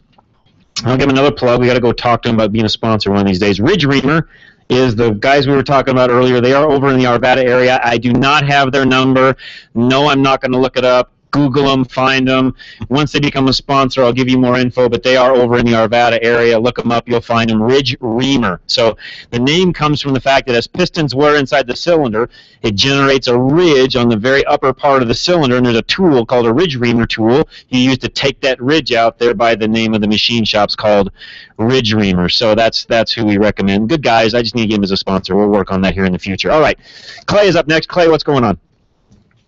Yeah, hey, listen, I got that 2007 Silverado and took it in for an oil change last time I did, and they told me that I needed a new oil pan gasket because it was seeping. And so I brought the car home, and I got under there and looked at it, and I don't see any seepage or any leakage under that pan. There's none on the garage floor or anything like that. It is losing oil somehow. The dipstick keeps going down. And then on top of it, these guys want $1,100 to fix this, and say it's going to take a day and a half to do it. And I was wondering what you guys' opinion on it that is. And that's when I would get a second opinion on, and I would make sure that you put an oil dye in it first. Typically the way we find oil leaks inside of all of our Carlos Select facilities is you wash the engine off good to begin with, then you add a dye to the oil. You drive it for 2 or 3 days, bring it back. We then use some ultraviolet light to actually look and see where that dye is coming out. Thereby, we know exactly where your biggest leak is. That's really the only way on modern vehicles, truthfully, even old vehicles, to find truly where the oil leak is. Right. And is this somebody that? Is this like an oil change place that did this? The dealership. The dealer. You go over and see Dorsey. You're in Arvada already. Go over and see Dorsey at Arvada West. Tell him what's going on. Have him run a dye test on it. He'll tell you exactly what's going on. Okay, I'm going to do that. I got this appointment scheduled for Wednesday. I'm going to run over. Yeah, get a second opinion. That's a lot of money, and you want to know where it's coming from first before you even attack it. And you're not even seeing it. They didn't do anything like that. They didn't, wash any engine or put any down. You got to do that to find oil leaks. Yeah, if you're not getting any spots on the ground or any leakage, for $1,100, you might wait until it gets a little worse. Or it's dripping. You're using some oil, so the next thing you want to do though is figure out where's that coming from. Yeah. That's why go see Dorsey, have him run an analysis on it, and figure out what's up. Now, what's the name of this company again? It's called Arvada West Auto and Truck. They're right at the corner, or I shouldn't say corner. You know where Checkers and O'Reilly's and the Grease Monkey is on Ward Road there, Ward and 64th? Oh, you bet. That's right where they're at. All right. Well, I really appreciate it, guys. You're over there on Monday. You're very welcome. They'll take care of you. He's good. He's a good guy on the show here all the time. In fact, was just with us last weekend. So, yeah, go see Dorsey and those guys. They'll help you out. Let's go to John in Loveland, who's next. Line open 303-477-5600. John, what's going on? Well, two things. First, I'd like to nominate a GMC Cyclone as a sleeper. Yeah, we had somebody mention that earlier. That was a real sleeper. That was a dual turbo V6. Those cars run. That was another car that would run in the 12 seconds in the quarter mile. Right. And then my question is, I was looking into buying some of those turbo wraps, but I wonder if a turbo wrap would keep the turbo too hot. It does. I don't like turbo wraps. I think it actually does more harm than it does good. I'm not a big fan of turbo wrap. Okay. That's just me personally. You might have some other guys that would, change their mind on that, but I don't. I think you're letting that vent and letting some of the heat out of it is better than keeping all the heat in it. Well, then they're designed for that vehicle. Aftermarket is different, but if they're designed, then that's what they're made to do. And some of them will have some shields and some different things. I'm not saying take all that off, but to just wrap the turbo to wrap it, I would not do. Right, thank you. You're very welcome, John. Appreciate it. Yeah, and that is a sleeper. Those cars, those little Cyclones and Typhoons, they ran really, really well. All right, line open, 303-477-5600. Sleeper cars, anything you want to talk about, doesn't matter. I've got a email that came in on some oil that we'll talk about in just a moment. 303-477-5600, though, is our number.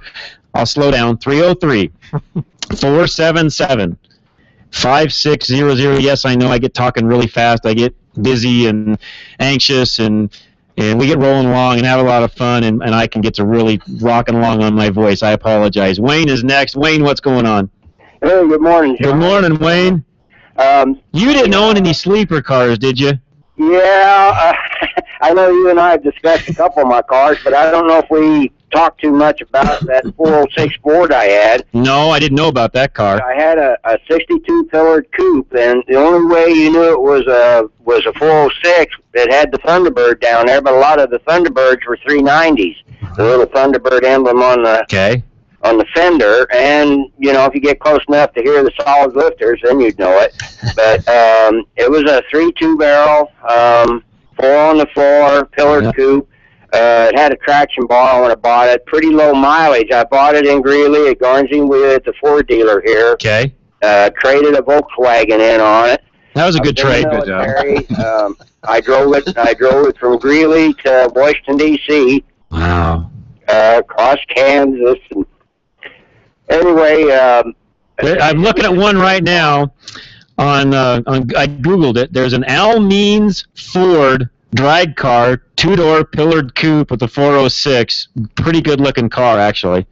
Really? Yeah. Well, might be a thrill to have again. That would be a thing. That was not a bad looking car, actually. Looking at it online here, that's a pretty good looking car, actually. Well, I got to tell you, when the GTOs first came out, I was out in D.C. area and used to run into one of them once in a while, and I'd blow their doors off real well. I bet. I would have to run it a little bit and get the cobs out of it before I try it, because if you try it right from the bat, it'd just gunk up and not go anywhere. So that was actually a 406 Thunderbird engine? The 406 Thunderbird is 405 horses listed. And I never did put headers on. Of course, back then I wasn't much of a hot rod nut. I just drove them, Right. But that thing would it was so awesome when you had your foot in all three of those 2 barrels. I just wish I owned about half the cars. Let me rephrase it. I wish I had half the cars you used to own, Wayne. I'd be in great shape. Well, that Yanko Chevelle was probably the fastest and the best I ever had. But, that's awesome. That thing, and you talk about your quarter miles. Now, this is out in Maryland at sea level, right? But I could turn 11s in that thing, and I think I was doing it one time there with street tires. That's fast. Again, as I said earlier, and you can attest to this, Wayne, 11 seconds in a quarter mile, that's a fast car. And it's a lot of fun. It is. It is a lot of fun. You got that right. Well, thank you, John. Thanks, Wayne. Appreciate it, man. Good talking to you. Have a great afternoon. Let's go to Jim, who's up next. Jim, what's going on today? Yeah, I have a 99 Ford F-150, okay, 5.4, and my mileage light comes on and off. And mostly it's off, but I notice now when it does come on, my key heats up. Interesting. So when what's the mileage light? I'm not following you on that. Oh, I have just turned 200,000. Okay. Oh, okay.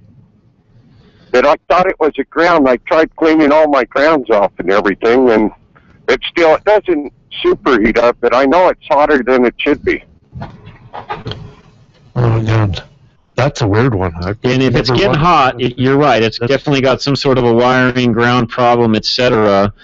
And I don't even know. The problem with over the phone is I really don't even know what to tell you where to go look to begin with. That's what's tough about that. I mean, that's got the old style cylinder that goes into the side of the column, correct? Yes, sir. Yeah.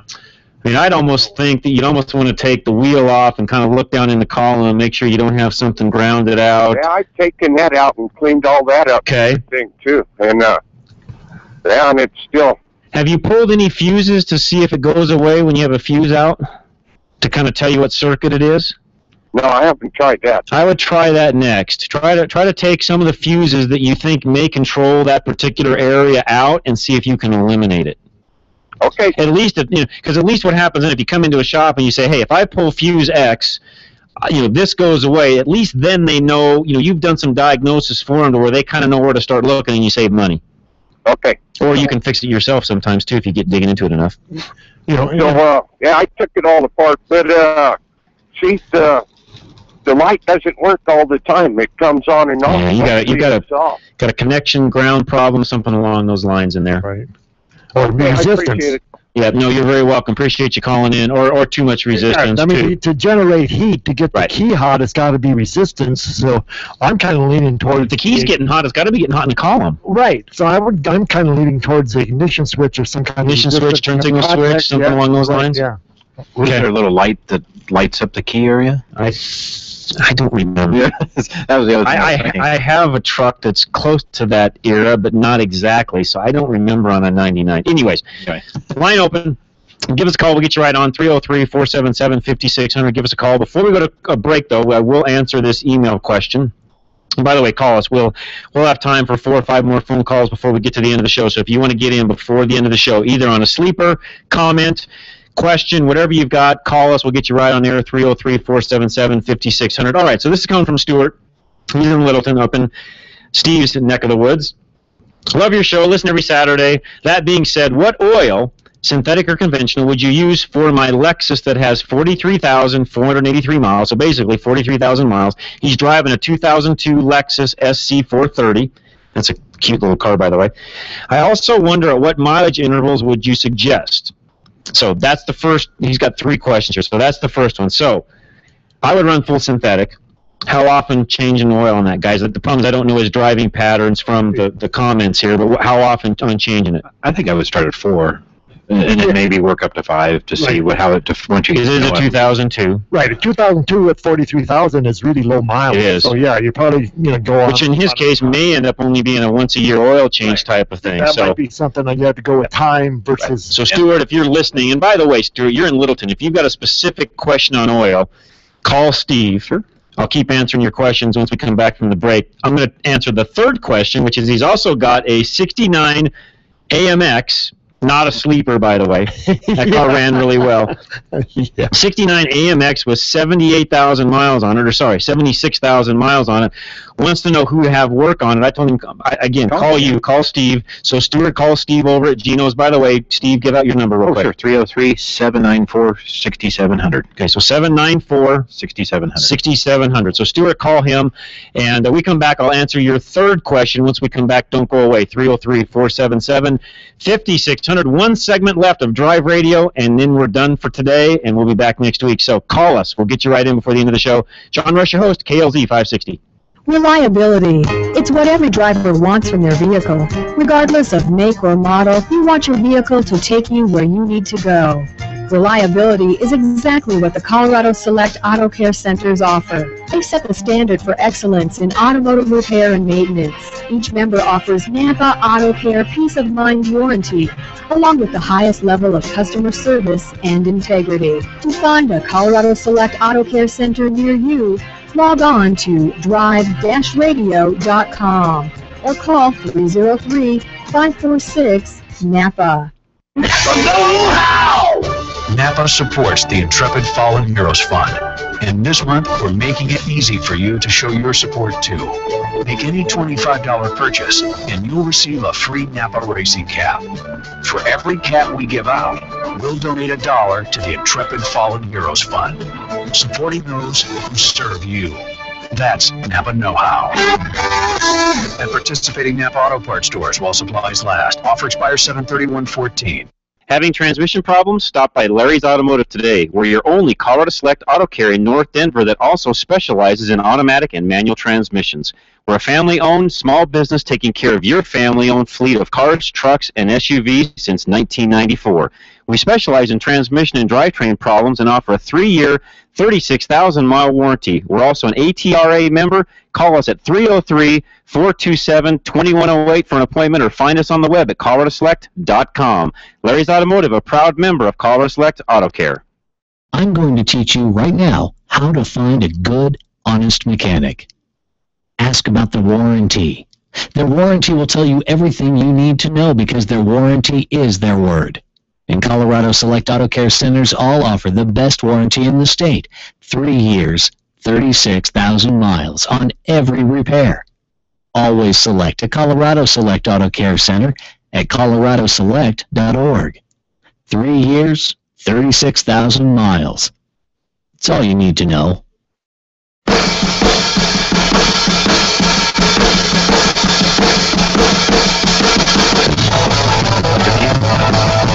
All right, and we are back.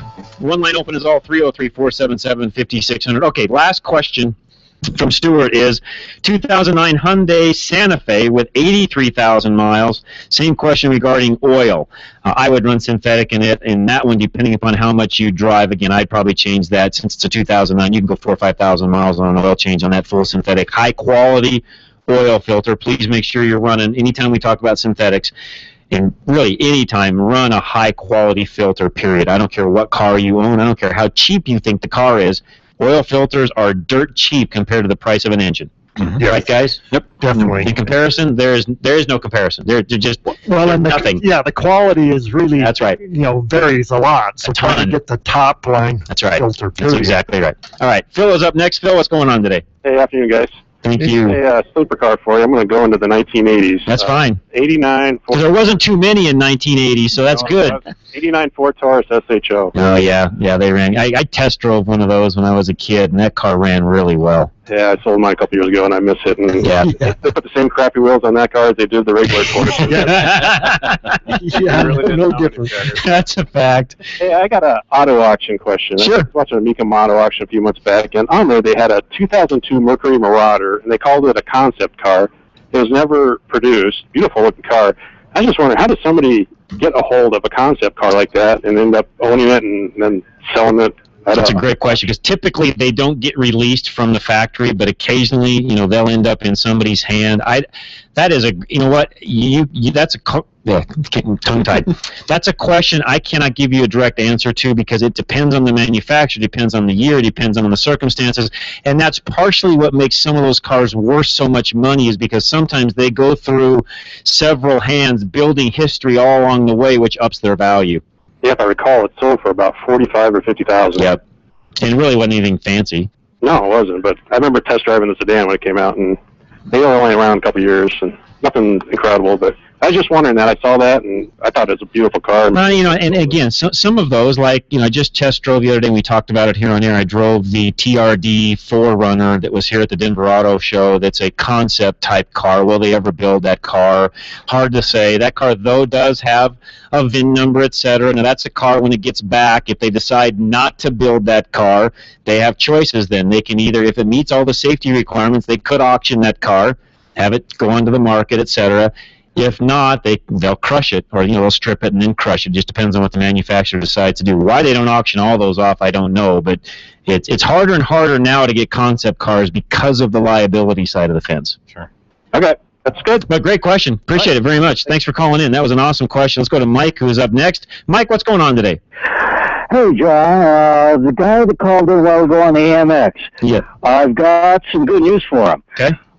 Near my house, there's a guy he's got a shop, and he's got, I forget what years, I think it's 68, 9, or 69, 70 AMX. The short ones, right. Fast ones. Okay, he restores them. And he did a little for me, not on that end, but anyway, he's got a shop, he and his dad there, and these two guys ought to get together. I'm going to give you the address over the radio. I hope he's listening. Okay. It's west of it's east of Marshall, a quarter mile on 55th. Okay. 55. On the south side of the street, the name of the joint is Lon's Toys. Lon's Toys, okay. And he just does AMXs. We'd love to talk to this guy. Cool. They need brothers, man. Great. Buy the car from him. Awesome. No, I appreciate the he's tip. on their third car. Hell, he might buy it from him. Yeah, you never know. That's awesome. All right, well, appreciate it. All right. Thanks a lot, Mike. Appreciate it very much. Let's go to Michael up in Cheyenne, who is next. Michael, what's going on today? Hi, guys. How's it going today? I'm doing good so far, but I got a question. Sure. Okay, this is kind of three parts.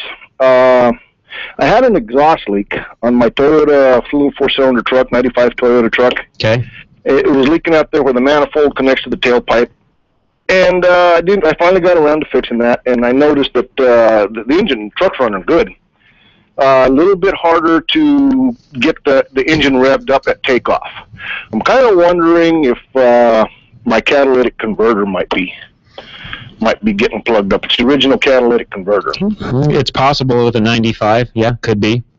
Okay. Now the next question would be, would I hurt anything if I took the catalytic converter off? We don't have any kind of emissions up here. You won't hurt anything taking it off. It is a federal law to keep it on, but you don't have an emissions, test in Cheyenne. So on a 95, that being old enough, you could eliminate it and probably not have any issues.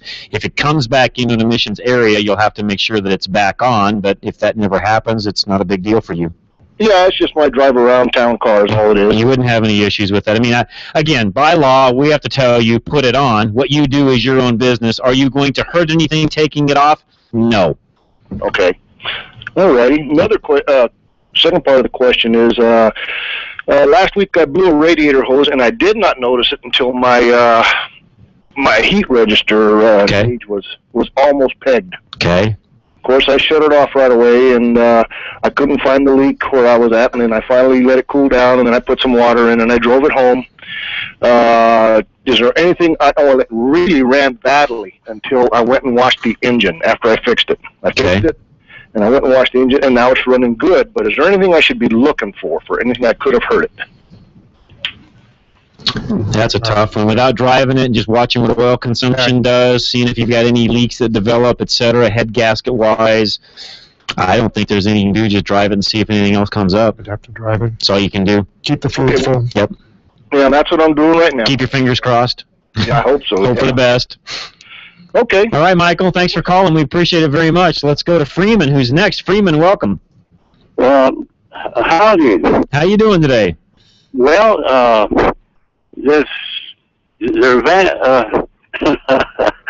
when you were talking about your favorite sleeper car. Yes.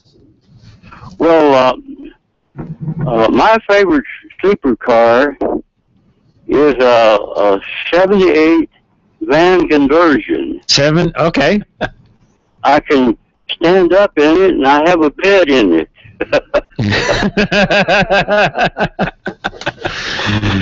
Yeah, those old vans, us dads, those are the vans that you never wanted to see the boyfriend picking up your daughter in. I made a trip back east, and that's been 20 years ago, I guess.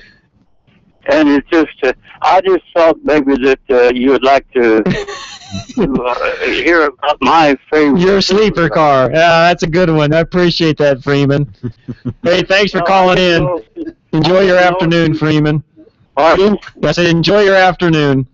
Well, thank you much. I didn't know if you allowed for any humor or Yes, we do. We sure do. We appreciate that very much. Thanks. Thanks so much, Freeman. We appreciate it. Yeah, that's a true sleeper car. 78 conversion van.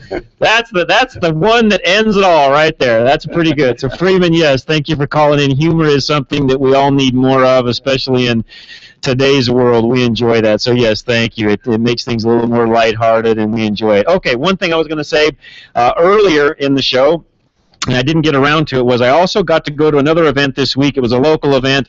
They and I know this car has been at the dealers for just a little bit, but we got a first-hand look at the Chrysler 200, which is all new for 2015, I believe they're calling this car. And I should have looked at my paperwork better, but I believe it's 2015 200 is what they're calling it, and it's all new car, totally redesigned. And really a nice car, mid-size sedan they call it, because the Dart, is their little sedan, or is their compact sedan. So this is a mid-size sedan. Car starts in the low 20s. You can finish it out fully loaded, V6 leather, everything for about 35, 36. Nice car, by the way. In fact, the high-end car that I drove for 36 grand. You're getting a ton of stuff in that. You get lane departure, adaptive cruise control, the type of car that will actually stop on a dime if somebody in front of you stops in front of you, so collision warning, all the good stuff. So it's got all these safety features, everything you could ever imagine, full luxury, leather, comfortable vehicle, ran well with the V6. I did drive a 4-cylinder, which I'll just admit, and I said this in the video I made, which is on our YouTube channel, I wasn't super impressed with the V6, with the 4-cylinder, but the V6 worked really well at our elevation. So nice car though, quiet, rode well, drove well. Would I recommend that car? Yeah, it was great. I actually enjoyed driving that car a lot. I was very impressed. Good looking car, by the way. It's one of the better looking sedans. If you see pictures of that car at all, it actually looks really good. So yeah, anybody out looking for a little mid-size sedan, Chrysler 200, Chrysler's done a great job. They have right now in my opinion, one of the best nav audio interface systems of anybody. 8.4-inch screen built into the dash. The little cars use it. The trucks use it. The full-size cars. They've made that standard throughout their whole line, which is great because they're all the same. You know, everybody else does, well, this car gets this, and then, you know, Toyota's that way. You know, this car gets an upgrade, this car doesn't, this car gets a little screen, this car gets it's like, wait, just do them all the same. And that's what Dodge has done now. There's options for that. It's an optional 8.4, or you get the smaller screen. But my point is, it's basically the same system, 2 different screen sizes in all the cars they build, which is really a nice way of doing it. So Chrysler's done a great job. I mean, I was telling the engineers as we were talking at dinner that night, if you'd have said 10 or 15 years ago that Fiat would own Chrysler, all of us in the industry would have been laughing on the floor, rolling. What? Fiat owning Chrysler? Not going to happen. You know what? It's happened, and hats off to Fiat. They've done a fantastic job not only saving Chrysler, but doing so well with Chrysler that it's helping to save Fiat. So it's been a huge success story for them, and they've done really well with it. So, guys, with that, we got to get out of here. Hats off to Matt, our engineer, does a great job on the other side of the glass. Larry Unger, who we had really busy today on the phones, he does a fantastic job each and every week, comes down and helps out, takes his time every Saturday. We appreciate that. Ray Seidel, Four Seasons. Ray, give your number. Where are you at? We're at 1801 South Wadsworth, 303-986-5202. And Steve from Geno's gave his number earlier. He's over in Littleton. Thanks so much, guys, for coming in. We appreciate it. All right, listen to me during the week. Rush to Reason. Got some great stuff coming up. We will be here Monday at 2 p.m. Listen in all week long. You can find us online at drive-radio.com. Also look at our Facebook page. And again, I've been your host, John Rush. Enjoy. God bless everybody. Have a great weekend. And we'll see you Monday here on KLZ 560, The Source.